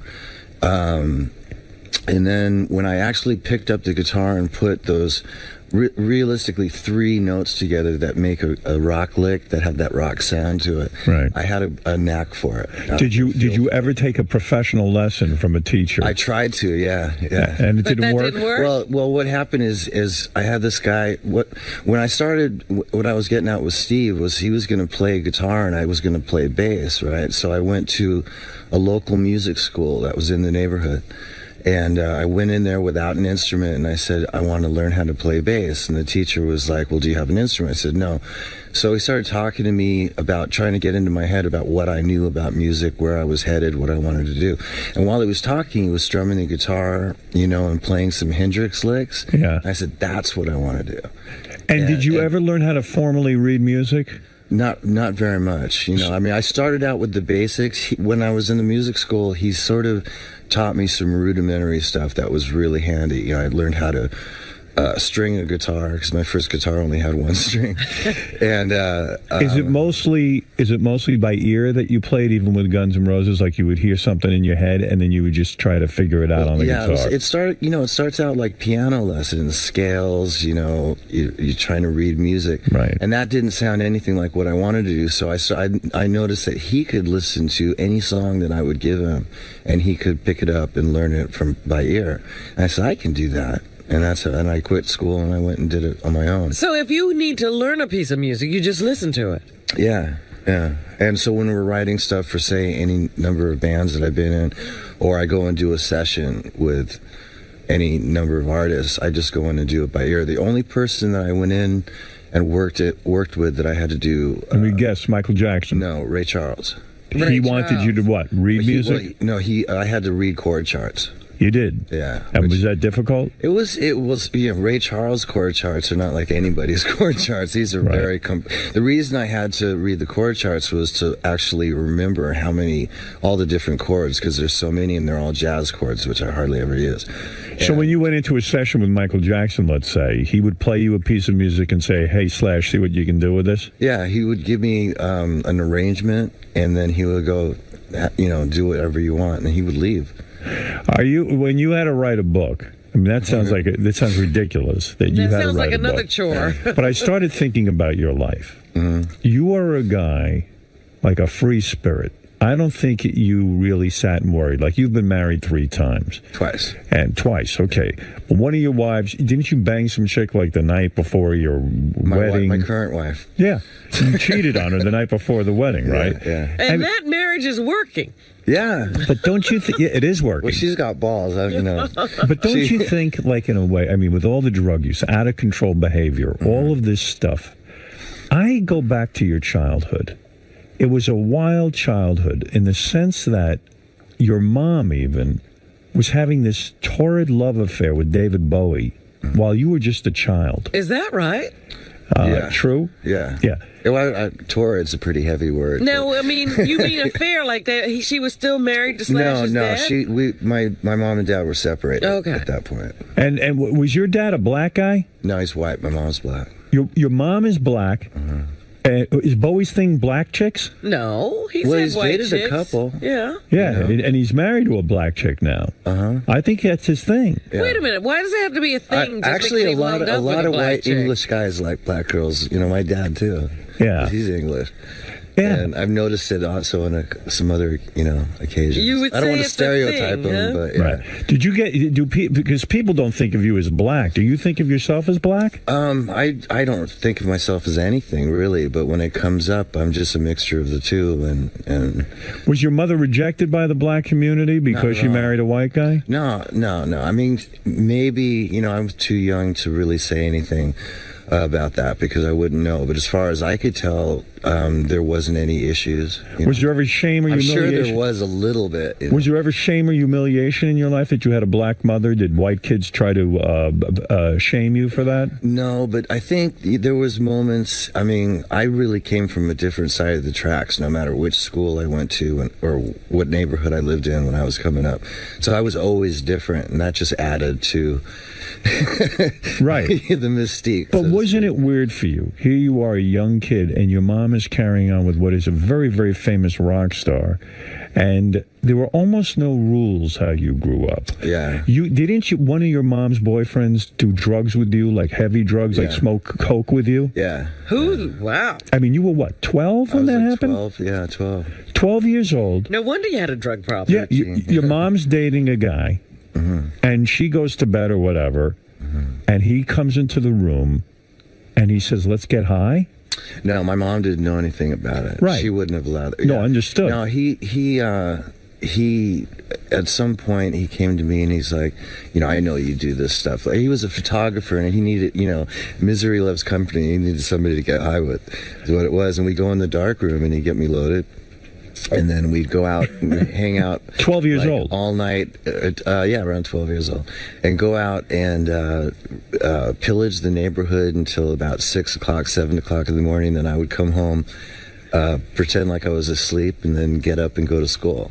But when adults are doing that with you, mentally, it's got to screw your whole head up. Like there's no rules, there's no boundaries. And no wonder you seem weird to the kids at school. Well, by the time I was 12 and 13, I'd already established sort of a tearaway kind of personality. And so, but I'm talking about when I was younger, like when I was. But you know what's sad about this? 7, 8, 9. Yeah. If you hadn't had the musical gift, if you hadn't been, Slash from Guns N' Roses, you could have easily just ended up a junkie, no money, no life whatsoever, because these adults were not willing to parent you. Well, all things considered, that's probably true. I probably would have ended up being an artist, though, because that was the original thing that I. Yeah, but you're talking about having some talent. We're saying if you had no talent. Yeah, then I would probably. Yeah. But I mean, you live in a $7 million home. That's the only reason I'm. The whole professional aspect of it and the musical. The passion for music and all that is what's got me to the point where I'm still here right now, Yeah, it's amazing. That's a major part of it. In a sense, too, and look at the dysfunctional family you married into, in a sense, in the Guns N' Roses organization. I mean, that's why the band couldn't stay together. I mean, in a way, maybe that's why you were attracted to Axl as a partner in music, because he was screwed gonna be up. Out of it. Too. You were screwed up on drugs. I mean, who was the biggest drug addict in that band? It wasn't you. It was pretty much, well, no, I think it was myself and Steven. And Izzy went through a period. Axl was never a drug addict. Oh, he wasn't. He's just sober. difficult. He's straight. I mean, he would get high from time to time, but he's never been an addict. Do you ever wish that Axl would come to his senses even now and just put the original Guns N' Roses back together again, go on tour, make a ton of dough, do do you remember why I think it's you were so... mutual. It's more mutual. Yeah, but what was it about you and the rest of the guys that he just would never want to get together with you again? Well, at this point, I think, with all fairness to Axl, when I actually left the group, and I think he feels sort of. I haven't approached him about getting back together anyway, but I would imagine that he feels pretty abandoned. I see. We were. Why did you leave the group? I just couldn't. There was certain things I just couldn't take anymore. Like what, though? It's so worth it. It was such a great band. You know what? What couldn't you take? I couldn't take. There was a lot of it had to do with just not being able to control him, the time that the band went on stage, when we were doing anything on a professional level, and then after the Use Your Illusions tour was over, which was 2.5 years of a lot of roller coaster kind of behavior, and then. Also another thing was losing 2 of the original members of the band, which was Steven and Izzy. So that I realized there was a chemistry about the way that we all worked, and also in relationship to Axl. Izzy was very much a sort of the glue, the in-between guy that kept Axl and I sort of on an even keel. Right. Because he came to L.A. basically. They were both from Indiana, so they had a certain kind of a relationship that really helped how the rest of the band sort of function. Like the album name, Appetite for Destruction. Maybe it's just that's what it had to be. It had to destroy itself. You have a really, really explosive band, which obviously is going to have sort of an implosive thing, Right. But and then after once we got in to start working on what would have been the next record, there was a lot of contractual stuff that Axl started throwing around, and that just was the icing on the cake. Will you ever cut your hair? In other words, a lot of guys now have cut their hair. You still maintain the long hairdo. Same with you. Yes, but will you cut it all off at some point? I mean, there seems to be a movement. Why have you held on to the long hair? I seriously doubt it. I don't know. I really haven't given it that much thought. This is the most thought I put into it. Right now, it's still working. I don't agree with you. I think you do put a lot of thought into your look. I think Guns N' Roses put a lot of thought into their look. I think Velvet Revolver puts a lot of thought into their look. Well, if you knew me as a kid, I'm basically the same. I always had long hair, always wore jeans and tennis shoes and T-shirts. And the jewelry? And jewelry. Right. It was the only thing that's different was the top hat, which came later. How old were you when you put a nose ring in? Oh, I must have done that during the Snake Pit days, so that was like the mid-'90s. So there was nothing you could do that would shock your mother. Your mother had a rock and roll lifestyle. I remember when I came home with my first tattoo, and I was like 15, 16 years old, and she was like, well, you know, the cliche. She goes, you know, you're going to have to live that the rest of your life. And that was the last I ever heard of it. That was, she didn't care. No. Did you ever feel your mom didn't care? Very, very, very cool. And I was raised with a lot of very freedom. cool. When your but wait a second. Yeah. When your mother was having a relationship with David Bowie, was that the coolest thing that could have ever happened? How old were you? I mean, he's way cool. I was like a 9 or 10. 9 or 10. And you would see David Bowie. Yeah, yeah. He would hang out in the house. You've had a charmed life that way. She also used to work with him. She designed all his clothes, so they had a working relationship first and foremost, and then they had a romantic relationship, which really didn't last that long. It was probably like maybe a year and a half. But were you proud of that? Were you like, wow, my mom's... He was the first guy that came in after my dad, so I was pretty apprehensive about hanging out with him for a while. But your mom must have been a very good-looking woman. She's very good-looking. Yeah. Were you ever disciplined about anything? Did you ever receive any discipline? Were you ever punished? No. What would they punish you for? You're not giving me any chance to get a word in. Oh, I'm not. Okay, no, sorry. But my parents, like I was saying, with all the freedom that I was given, I was, as far as certain morals and certain character thing, you know, there was a lot of that was instilled in me. There was a lot of right and wrong that just sort of came natural for them to sort of instill in me, which was really great. And I think there was sort of a mutual respect thing, almost like treating me on the same level as they were. It was very interesting. I used to call them by their first names. I wonder if that's good or bad. I wouldn't let my kids call me by my first name. You have kids now. They try. Yeah. Do you are you a disciplinarian? I'm not too good at that. I try, you know, I get like, you know, like I try and get angry, but I think it's almost laughable. But my wife she's got a handle on that. So you're providing structure for your kids, even if it's through your wife. Well, and also, I mean, you know, I've obviously learned a lot over the years, and I have a pretty clear memory of coming up, and so you just sort of. You have sort of a natural instinct for things and what the kids should be doing and what you might have done wrong that you want to teach them not to do. See, when I sit with you, you seem like such a rational guy. I can't imagine you almost throwing it all away on heroin and cocaine. I don't see it with you. I almost see you like a businessman. I mean, despite the rock and roll persona and all that, I see you as a very reliable guy, a guy who shows up on time for interviews. You have a sense of the business. You respect rock and roll. You love what you do for it. You have such a passion for this guitar. What attracted you to this heroin to the point that you were, you know, every minute with it? I mean, it took over your life. It was downtime. Do you think that you were depressed? It was. I wouldn't say. Most of it was fun for the longest time, so I can't say that I was actually depressed. If there was a psychologist here and we did a one-on-one for an hour and a half, he'd probably come up with some answers that maybe I wouldn't be thinking of right now. But it was mostly fun. But the thing about the drugs was it was always when I wasn't working. and I'm so hyperactive, and I when I'm sitting here with you, or I'm sitting in the studio, or I'm out on the road, I'm actually in work mode, and that I can deal with. And as long as that's a constant, I'm fine. But when the downtime would end, I wouldn't know what to do with myself, and the pace of being in a band and touring constantly and living that life, touring is something that still to this day I love touring more than I like being at home. Right. I still can't mellow out. Right. And I'm learning how to adjust to life not working, so that I don't go into the abyss like I normally would. Is it hard for you to be a husband and a father when you really yearn for the road and the freedom of the road? I just have to take them with me. I mean, I love them to death, so I make it work, but I have to admit I'm a little antsy when I'm at home for too long. The last time you cheated on your wife was before you married her. You've been able to remain faithful? I haven't cheated. On all honesty, I haven't cheated on her once since we got together. It's remarkable. Yeah, but now, are you on any kind of medication, or you... You on Subutex? No. You are not. I did do it for a minute, though. Yeah? How do you get off heroin? You say that in your book that you go cold turkey. I never really got into using prescription drugs to opt out.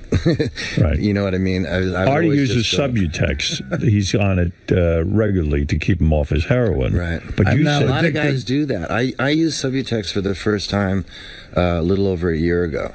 And that's how I got off the 𝗦𝗫𝗄𝗿. Oh, you were on that too, huh?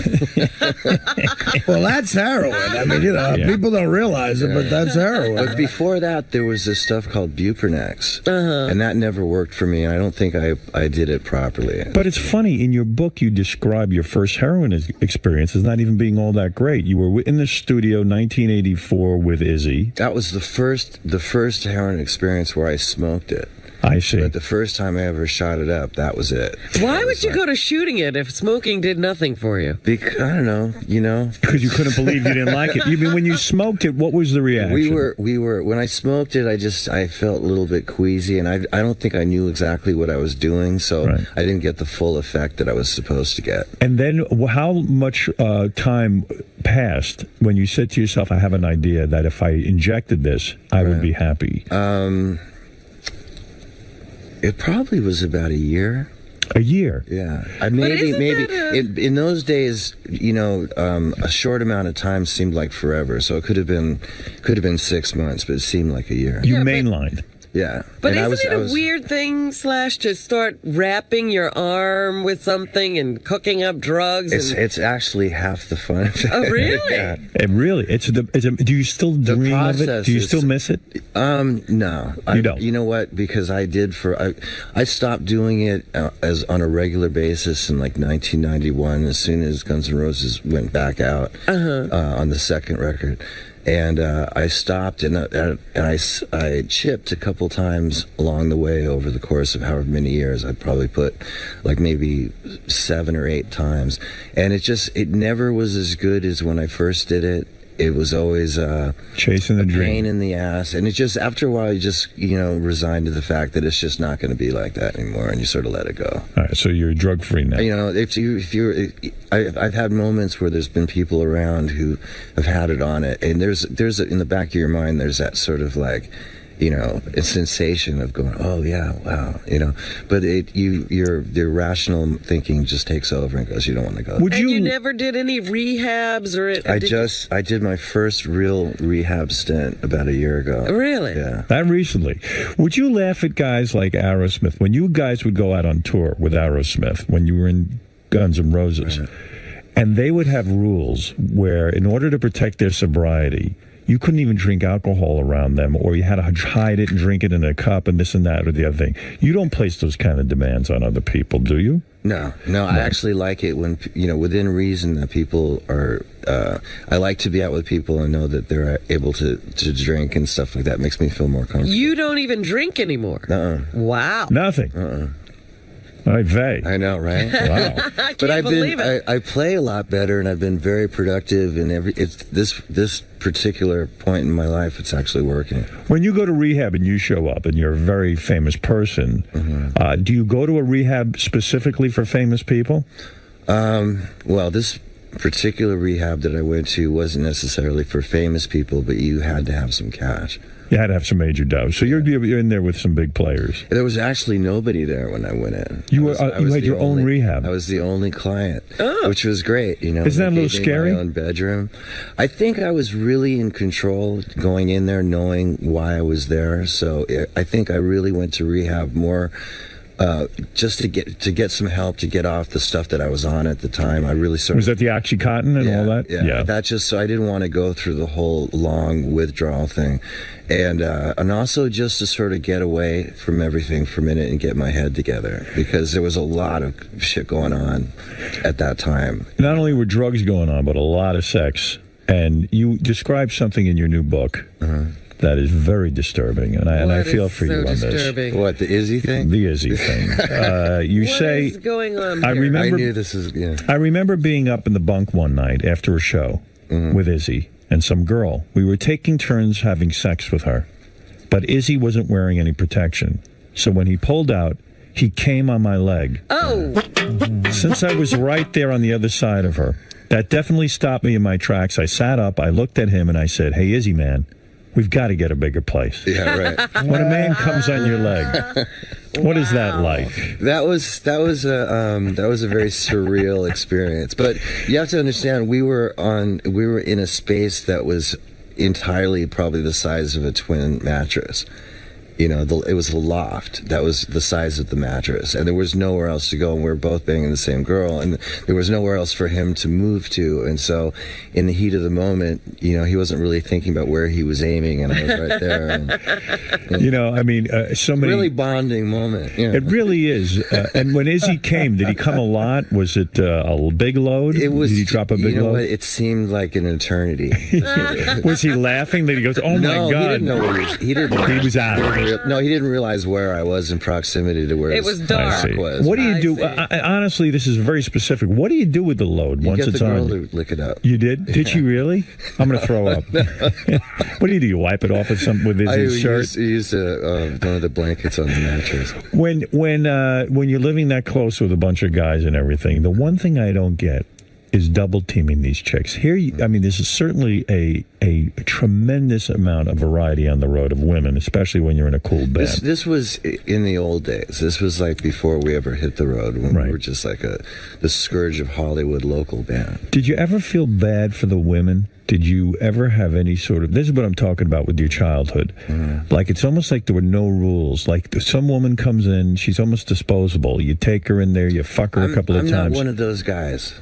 I'm that one guy in the band that actually sort of was sort of a sucker for girls. I mean, even the stupidest ones, I felt sort of bad for. The ones that would come in and be so easy to disrespect, you know? Right. And so some of the relationships that I had with women over the years, or most of the relationships I had with women over the years, when it came to sex, it was usually... So there was some sort of mutual respect between the two of us. But in certain instances, like this one that we're talking about with Izzy, that was just some girl that I don't even know how she ended up there.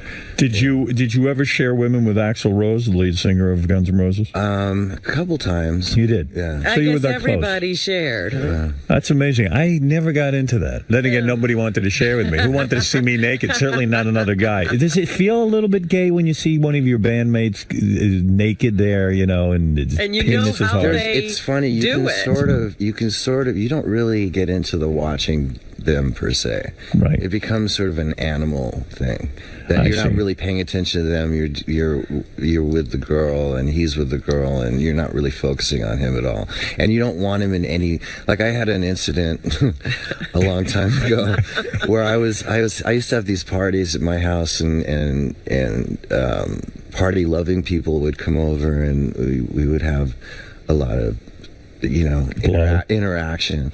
Yeah. And I was on the landing in my house with this girl, and I was on the floor, and she was on top of me, and Ron Jeremy happened to be there, and he came up behind her without even asking, and then sort of got behind her, and I was like, oh. And then all of a sudden I felt invaded. Yeah. So there has to be some. It's not one of those kind of things. I watch some porno movies and I go, I just couldn't handle. There are rules, in a sense. Yeah. You didn't want Ron Jeremy joining in. Yeah, there's some awkward. There can be some awkward moments. Awkward in the sense too, like when you have to follow Izzy, let's say, or Axel.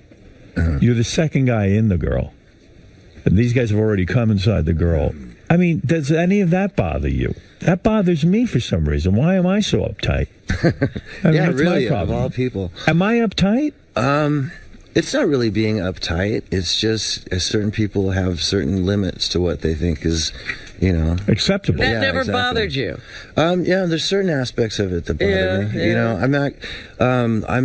I'm sleazy to an extent, but there's another part of me that's got a moral center that there's certain things I won't accept. But are there rules as to who goes first? I have a wide.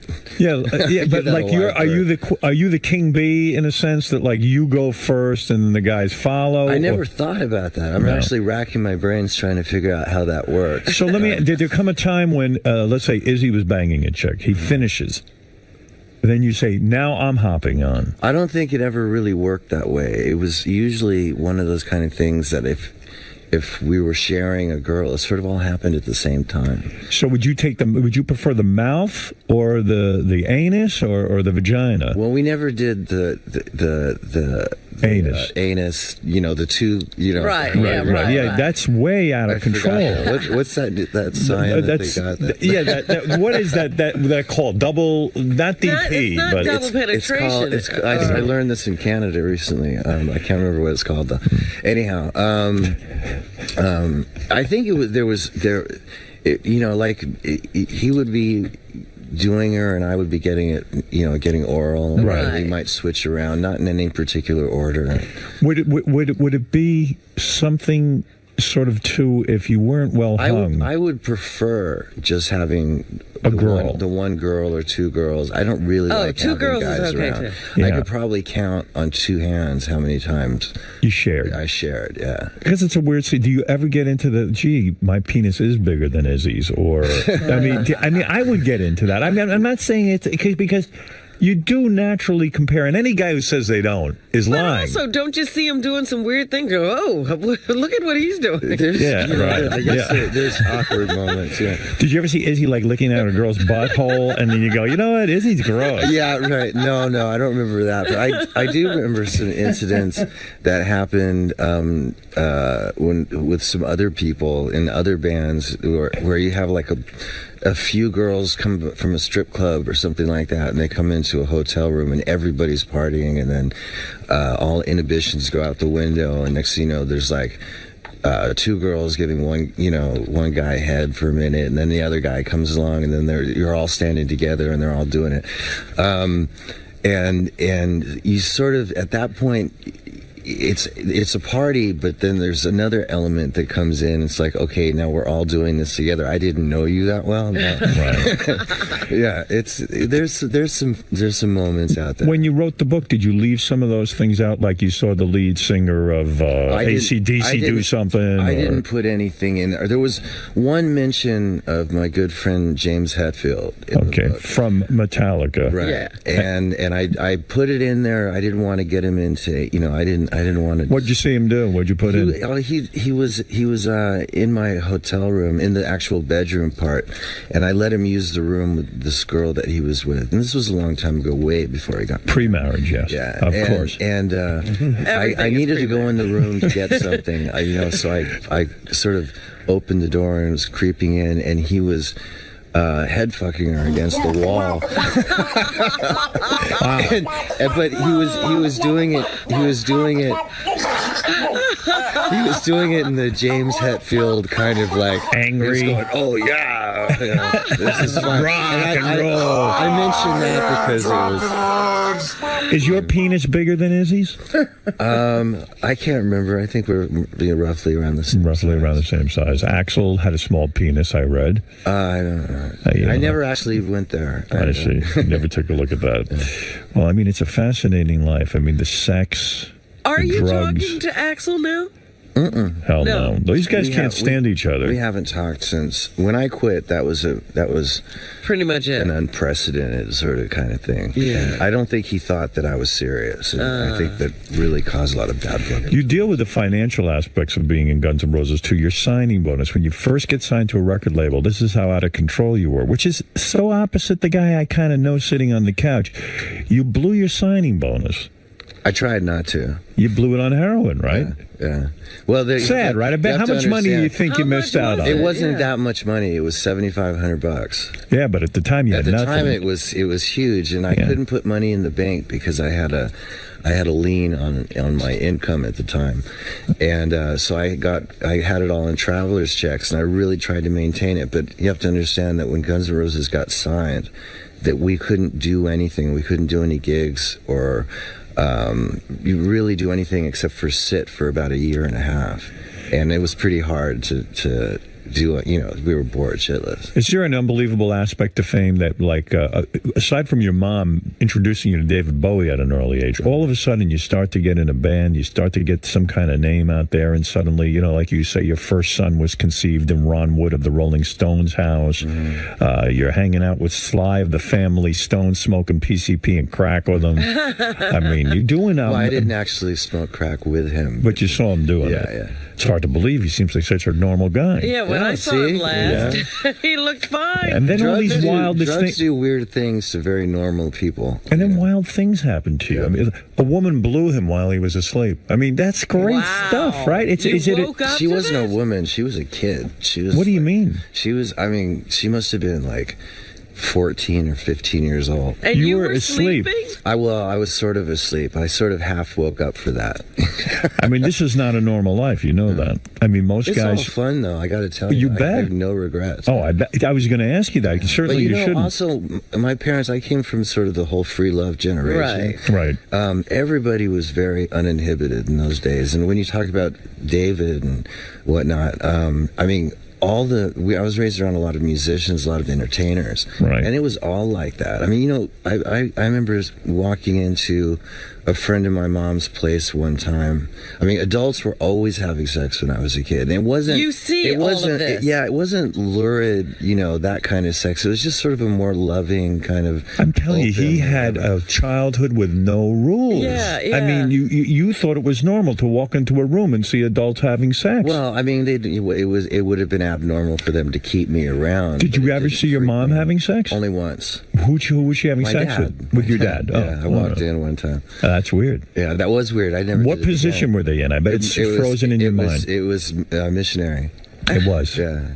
And did you stand there and watch? There was that second that lasts forever. Yeah. You saw it going in and out. No, I wasn't that close. I was on the other side of the room. That's got to be traumatic. Yes, Gary, what do you want to ask? No, I just wanted to ask Slash, because there's stuff that you're reading. I heard that you don't talk to Axl anymore. And there was that weird incident a couple of years ago, and I just never understood, Guns N' Roses, the Axl Guns N' Roses, played the Hard Rock on New Year's Eve, and Slash went there just to see what was going on, but I never understood what actually happened. What happened was my wife and I saw an ad for Guns N' Roses at the Hard Rock at the Joint in the Hard Rock, and so we made a plan to go there. It was New Year's Eve, so went down there, sort of got myself set up, made a phone call, got set up, and then went down there, and I was forbidden to enter the venue. But did you ever say to Axl, "Hey, I want to come by and see you"? No. And they didn't want you in. The whole building knew I was coming. Why do you think you went there? Were you looking for confrontation? Were you looking to say to him? They were saying that the rumor was I had my guitar and my top hat, and I was going to go in there. But why go and torture yourself? But no, I just wanted to go see Guns N' Roses because I'd never seen them before. Yeah, but wait a second. That was it. You had to be angry. This isn't Guns N' Roses. But this was years after. You have to understand, when I quit, whatever he went on to do after that was fine. Right. And I knew he was going to continue on with the name because that was one of the things that was leading up to the split anyway, when it first came up. And so I was really intrigued. I wanted to go see what Guns N' Roses was. What do you think of like Van Halen right now, where they get rid of Michael Anthony, the original bass player and backup vocal guy? They put in Eddie's son. Eddie Van Halen's son is in there now. Like, does that kind of burn you up a little bit? Because that's what Axl tried to pull with Guns N' Roses. He tried to replace the whole band. Do the fans deserve to see... They don't want to see Van Halen or Guns N' Roses with other players. Well, I think it needs to be made very clear to the public that the original members will not be there, which... Somehow with the Guns situation, I don't think that happened. I think that's why you went to the show that night. You wanted to sort of say to Axl, "Go ahead, you do this in front of me, asshole." It wasn't like that. I will tell you how it was. It was really pretty innocent. Just wanted to go see. I mean, think about it. How interesting would that be? Yeah, but you couldn't have been surprised by their reaction. I would be angry. I was. There's a point there. It's like, oh, come on, get off it. What am I going to do? Yes, Gary. It was weird because there was one time I went to see Guns N' Roses, and of course you're looking for the guitar player to be Slash, and it could have just been sort of nondescript, and instead it was that weird guy Buckethead. Do you remember? That was on the MTV show. It was a guy with a bucket over his head, and it was almost like calling too much attention. I was him for Halloween a couple of years ago. Were you? You were Buckethead? Yeah, but let me just put one thing in. Do you think Buckethead is a talented individual? I don't really know his work. I really don't know his work. Okay. I've heard he's a really accomplished guitar player. Very technically, fluent. You say that as a put down in a way that a guitar player has he's not a rock guy, A rock guy has a certain soul to his guitar. Yeah, Is that what you're saying? Yeah. It's not just all about technical. I have heard a couple pieces of music from Buckethead, and it's technically proficient, but doesn't have any heart. So, in other words, you kind of say, hey, there's two types of musicians. There's the guy who can go in and read charts and get that all done, and then there's you. You can walk into a studio and make something magical happen. Something like that. It's like if somebody picks up the guitar and has the balls to really come from the heart and expose himself, emotionally on the instrument, you can tell, you can feel it. Getting back to the sex for 1 minute. Wait, let me straighten out one thing go about ahead. the Axl thing. Yeah. Just with all due respect to Axl, he didn't know that I was banned from the venue. It was a manager thing, which actually happened to be our old manager, who I hated with a passion anyway. And he thought Axl might not react, positively if he knew I was there, so he decided to take it upon himself. But did Axl ever reach out to you afterwards to say, "Hey, I heard you were there. Sorry you couldn't get in. Would have loved to have seen you"? No, that's not his style. No, he doesn't do reaching that. out. No. Now, okay, sorry. Getting back to the sexual thing, it is amazing. Because I'm sure you guys weren't wearing contraception and stuff. The only STD you say in your book that you got was you got genital warts on your stomach. No. I got genital warts on my penis, but what happened was I had these marks on my stomach, which they were sort of like psoriasis kind of thing, but being hypochondriac, I guess. It was right around the time that the AIDS thing was first really starting. Right. And it just seemed like real small versions of what the AIDS so you thought you had those lesions looked like. And of course, it would not surprise me because practicing safe sex at the time wasn't really a habit. I don't think the only time you ever practiced safe sex was not to get a girl pregnant, and that was. But even then, that was hard to do. But it is amazing. You didn't come down with a lot of stuff. That was the only thing. That and crabs. That was the only. The crabs you got. You didn't get the herpes. You didn't get any of that stuff. You really got. I never lucky. I never even got hepatitis C, which a lot of guys. A miracle. Did you share needles when you were shooting? There was times. Yes, and he skirted all of them. I've been really lucky. Yeah. But here you are, a hypochondriac. Not really. I'm just, But you probably are. A little bit. Yeah, and then you would share a needle with someone, which to me would be totally dangerous. It's in the whole fervor of getting the drugs. Yeah, it is a real psychological thing to that. They say that about Keith Richards, too, that he's lucky and he's got this constitution, of an ox. A horse, You have to be reasonably intelligent to sort of get away with a lot of this stuff, but at the same time, time, I've been really, really lucky. Yeah, it is. It's a roll of the dice. Another upsetting thing happened to you. You once passed out. You were unconscious, and you were teabagged by Tommy Lee, the drummer of 𝗦𝗵cie 𝗄𝗿. Yeah. Now, what's that all about? Don't trust your friends. Yeah, I mean, you passed out from drinking. Yeah. You're laying there on the floor unconscious, and Tommy Lee gets naked and puts his balls over my face. They weren't touching, but who knows? Well, I saw the picture. Oh, you did? Yeah, there was it's actually in Nikki's book. I think it's a little bit more graphic in Nikki's book, of course. Describe, if you would, the smell of Tommy's balls. I was out cold. I see. So you never smelled his balls. No. Right. Do you say to a guy afterwards, "Hey, come here, I'm going to kick the shit out of you"? No. I deserved it because I put myself in that position by passing out on the floor of the bar and them having to take me up to the room and put me to sleep. But you do expect your bros to be... I had a couple things to say, obviously, but, under the circumstances, I deserved it. You seem like a good-natured person. I am. I'm pretty easygoing. What about fights? Do you ever have any fist fights? I used to. I haven't in a while. Did you ever have any with Axel? No. You never had a fight? I think there was one time in our relationship where I thought that was going to happen, but I think we both thought better of it. Probably the relationship between you and Axel can never be repaired, because even in your book you say some nasty things about him in the sense that you saw him flip out on girls who wouldn't have sex with him. There was a one incident that I didn't put that in there because I wanted to talk about him. It just had a lot to do with why I left. We were in rehearsal at the time, and we were staying in Chicago, and why I left Chicago, which is a whole story. What did you see that night? Nothing I'm going to get into here. What do you mean? He yelled at a girl or he hit her? I just reacted inappropriately. In other words, hey, you have to give me sex. sex with him. Yeah.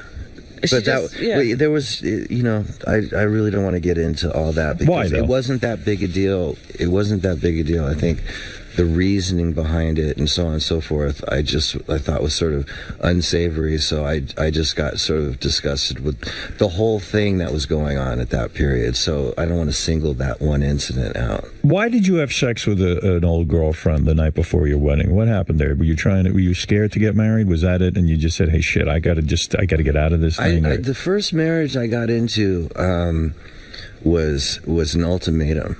Right. And I don't think I went in the right... I didn't go into it from the heart. And so I'd sort of dated this girl that is now my wife. Right. Not really dated, but we saw each other on occasion. And we always had a good time. And she knew that. She knew that we had sort of a connection. Is this the wife when you were doing my movie you were hanging out with? That's the one that I was married to then. Right. Yeah. You That was divorced the first her. one. Yeah, I divorced She was hot. She was, she was a good-looking girl, but it was an ultimatum. I'd been caught. She finally caught me. Someone ratted me out for everything that I'd done behind her back. I mean, literally everything. Aren't friends great? Somebody had it in for me. Why would they do that to you? And so we split up for a while, and of course I was out on tour, and I started feeling lonely. And just because of all these things I did to her didn't mean that I didn't care about her. It was just I really wasn't ready for that serious of a relationship at that point, I think. Are there any? But there, again, there's no rules, So like you would just say, hey, screw it. I was like a sex addict at that point. You were. I was out of control. When you went to rehab, I used to keep 3 and 4 hotel rooms in every hotel, so I could go bouncing around. So that's part of your thing. You can't sit still. So so keep yourself busy with women, right? Yeah. Why not? It's like drugs. Yeah, that ain't bad. You can't knock it, though. A lot of famous women? No, not necessarily. I mean, some more famous than others, but look at you. How many women you figured you banging in your time? Come on, I don't. Give me a number. I don't have a number. You up over 500? I have no. Look at you. You didn't keep any records? Of course not. Are you kidding? There are written records. It's more thorough than a German concentration camp. Anyway, so what happened was Perla heard that I was getting married. Actually, she came to my bachelor party, which was a co-ed bachelor party because what I was saying was I called my girlfriend up. I called my girlfriend up, who was going to be my wife, and I said, let's get back together. And she said, not unless we get married. And I was like, oh. So you had to do it. And so then we did it, and Perla, who'd known me from previous, came around and said, "Ha ha," you know, and then somehow we ended up doing it the night before my wedding. Beautiful. The wedding was doomed from that point on. The marriage was doomed, you know. But I feel really bad because I actually put her through something. I'm not into hurting people's feelings for, you know, being inconsiderate. How are your children going to rebel against you? It's going to be tough. I don't know. I'm sure they'll find. They'll be all kids find something. Yeah. They seem like good kids, or what? They're great kids. Yeah, they're out of control too, though. We have to work really hard to keep them in check. Right, because you're used to having a life. My with no wife rules. and I, when we first, our whole relationship, up until when we had kids, we were probably the craziest couple you'll ever meet. Oh, I believe that. And so when the kids came, it sort of, I guess it was payback. It's like, okay, we got 2 boys. It's like, who are the great bands today? Anybody turning you on musically, or are you just fed up with the whole scene? You know, I don't have a lot of positive things to say about what's going on with rock and roll right now. Right. I mean, it's about as far removed from the genuine article as far as I'm concerned. There's some bands that are still around that came out in the 90s, which I might have not thought that much of then, but I think huge, you know, I think they're great now because they're the only bands around that have any inkling of what that kind of rock and roll attitude. What's an example of one of those bands? Well, Foo Fighters are great. Foo Fighters are great. One of the greatest bands that's come out in the last 15 years. Did it surprise you when the drummer from the Foo Fighters turned out to be a lead singer and guitar player? Yeah, I mean, what did I say? Drummer from Nirvana. Yeah, from Nirvana. Yeah. I remember the first time I saw the Foo Fighters was here at what's the place by Dave Letterman. Right across Roseland. I saw him at Roseland, and it was great. And that was in like not too long after Kurt died. It was shocking to you, probably. But he is a great band, and he's a great songwriter. Yeah. So, when you had to write a book, I don't even know what inspired you to write a book. When you say you wrote the book, you worked with a writer, and he even claims that 4 a.m. when you would remember a story, you would call him. You don't know any work hours, and well, no, I had to call him when they came because trying to recall all that stuff wasn't the easiest thing to do. Oh, I think it's the most difficult thing in the world. Well, you've done it. I mean, you've written a very, very interesting book. This is great. Slash's new book, Slashed. That's the name of the book. Just Slash. That's what I said. I thought you said slashed. Yeah, you did say that. I thought, Sloshed. Slash's new book. Slosh would have been a good title. That's a good one. You should have talked to me. The book Slash is in stores now, and you can check out Slash in Guitar Hero 3 in stores now as well. Best game ever, by the way. Isn't it cool? Guitar Hero Howard is the best fucking game. It's one of those things I got involved with that I don't consider a sellout because it was so cool. Better than chess? No, chess is great, but that's a different animal. I keep chess on my BlackBerry. You play chess? Yeah. You're not on the ICC, What's the ICC? Chessclub.com, Internet Chess Club? No. Oh. Because Howard could play with you. I will play with you. Really? Oh, yes. That's when I remember starting playing chess when I was pretty young, and I've always had a thing for chess. I don't want to brag, but I'm a 1600. No, I believe you're probably pretty good. You seem like you would be. Yeah, I'm no retard. I'm into poker now. That's my new thing. That's your thing? That seems like everybody's into poker. So but are you going to get carried away with that and blow a lot of money? No. I mean, at this point, I love watching on TV, and I love playing it on my telephone. Right. And it's. But are you playing big stakes poker? I'm not a gambler. You're not going to get me to take $1,000 or $10,000 and put it on the table. How much do you play for? I don't play for anything. I'm playing on a machine. Yeah, he doesn't go to the casino. I have some friends that I can play with, but that's small stakes. All right, get the book Slash in the stores now. What do you want to say, Garibaldi? I got a question and a story. One of our friends has a good story about Slash, but in the book, do you talk about how you wrote the songs? Because I read how you came up with the guitar riff for Sweet Child of Mine. I was wondering if it was true. I got into a lot of the songs on Appetite because it's such an infamous record, and so I did talk about Sweet Child of Mine and Welcome to the Jungle and Night Train and Paradise City and stuff like that. Yeah, because Sweet Child of Mine supposedly that was what he would do to warm up that riff. Right, in practicing, I try and make up something interesting just to keep myself engaged instead of just mindless practicing. And I stumbled on this cool pattern that had a nice melody to it, and started coming up with these different notes within the pattern. And then a couple of the other guys started playing some chords behind it. And then would Axl come in and then start singing to it? Axl, unbeknownst to us, was upstairs writing lyrics to it, and we didn't know. Wow. And so the next day at rehearsal, he goes, "Let's do that thing you guys were working on," and it became this big song, you know. That's great. You know, when it's that easy, it's a shame it can't last forever, you know. You just wish you could stay in that zone. But that was just him warming up. It's also one of those songs. The song still gives me chills. It's one of those songs that's very indicative of an entire band working together. Right. It would never have happened without the other guys. Yeah. You know? Right. It's a collaborative thing that happens. But you were this is your warm-up exercise. It's not a warm-up exercise. He said that. Well, that's what I read. What was it? It was just something that I made up that I was just thought was interesting. Practice, yeah. But I never would have probably made a song out of it. It was very private. They just happened to pick up on it. You know? And Axl walks downstairs and says, "Hey, listen to these lyrics I'm working on." He didn't know. He didn't say anything. It was the next day, if I remember correctly. He goes, "Hey, play that thing you guys were jamming in the living room yesterday." And so we started playing it, and he started singing something. So he was up there listening and writing. Wow. You know. Oh, that's just great. That's a cool story. Yeah. Now I got to tell you our story. So 𝗛cie, our very own 𝗛cie, used to live in Las Vegas, and he said he worked at one of those photo places. Yeah. And he said he once developed a nude roll of film of Slash. He's out there if you want to talk to him about it. You got to be kidding me. Really? Yeah. Why would you do that on camera? You don't care. You're probably high as a kite. I don't believe this, but what was it, 𝗛cie? You worked in a camera place. Well, it was like a souvenir / liquor store that like sold everything. If it wasn't nailed down, we'd sell it. And we developed film there too.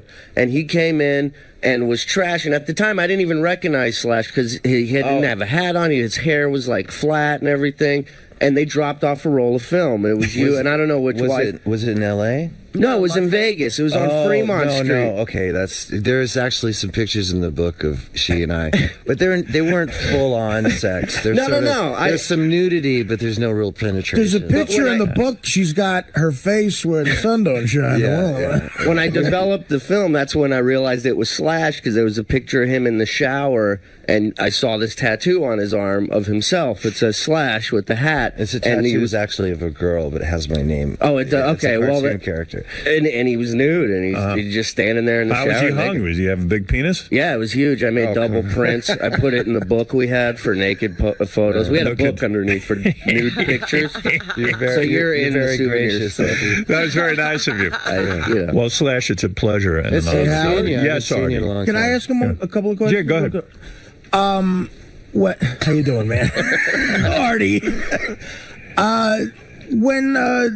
When you guys were like a great sort of band in the tradition of classic, rock and roll. When you saw bands like Nirvana and Pearl Jam, that whole grunge thing coming on, did you feel like you guys were in trouble in any way? No. I was really excited. Being that in the 80s we were one of the few sort of hands down gritty rock and roll bands. There was so much other glam and sort of fake anthem stadium rock or whatever you want to call it going on.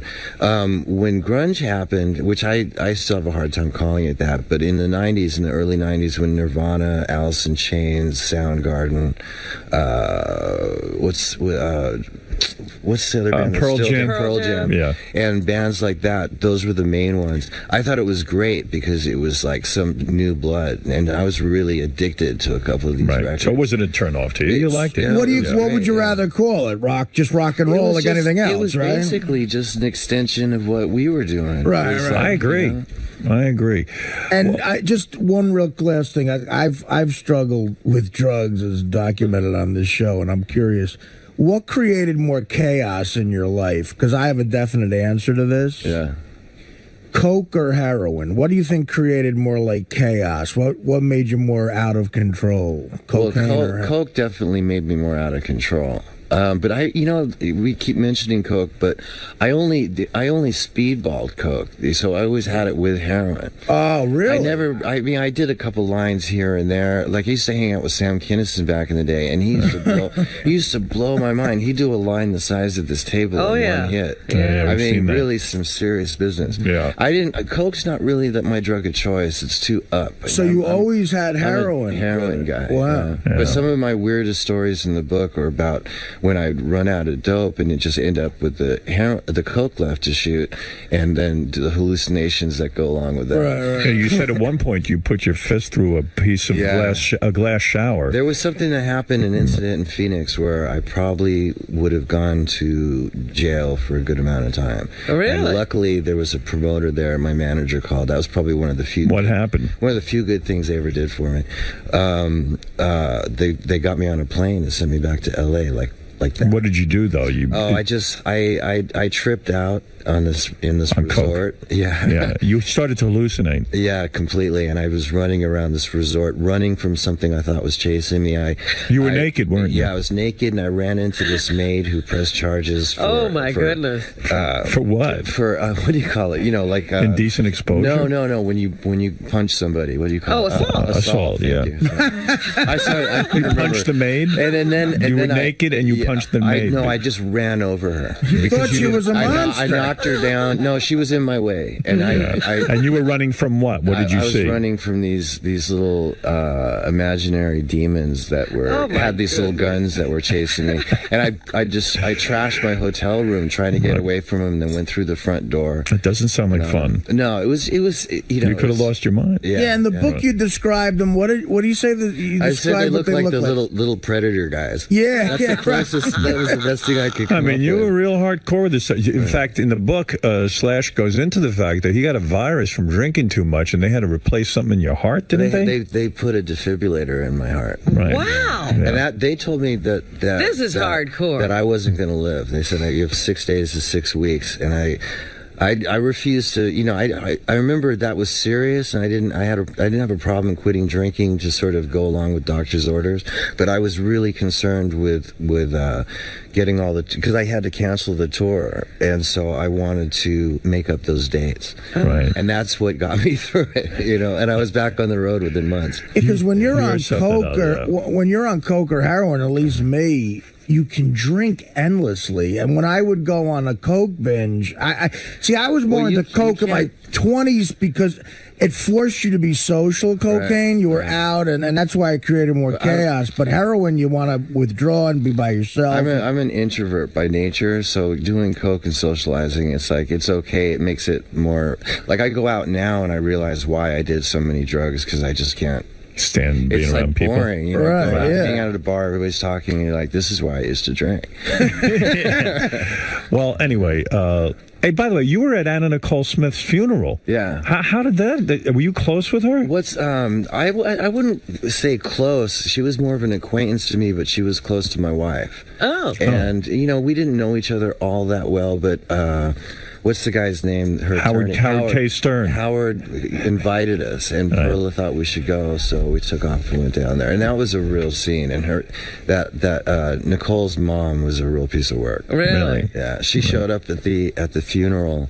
I guess it was about an hour to 2 hours late because she was at the courthouse still trying to win that. Yeah. The custody deal. Yeah. Pretty wild, man. You've done it all, and you've put it in. And you've put it in a book everywhere. Yes. Yes, and I got to tell you something. It's a great book. Good for you, man. Slash's new book, Slash, in stores now. Check out Slash and Guitar Hero 3, by the way. And we have Velvet Revolver's got a new record out. Yeah, Velvet Revolver, and that thing's going well. So we're touring. I'm just on a quick break. We're going to Japan and Australia. Very nice. Yeah, and I can't believe you got Scott Weiland under control. He's the angel in the band. No kidding. Yeah, it's unbelievable. I wouldn't call him an angel, but he's doing really well. Well, it's great. It's always great to see you. I love when you come in here. I love to sit and talk to you about your life. Yeah. It's fascinating. All you guys, and I heard you were sick, so you might not be here, so I'm glad you're here. Oh, I'm here. I'm not sick. Don't believe No. She's sick. She's the healthiest one in the room, Slash. All right. That's right. Thanks, Slash. All right, Good luck with the book. You.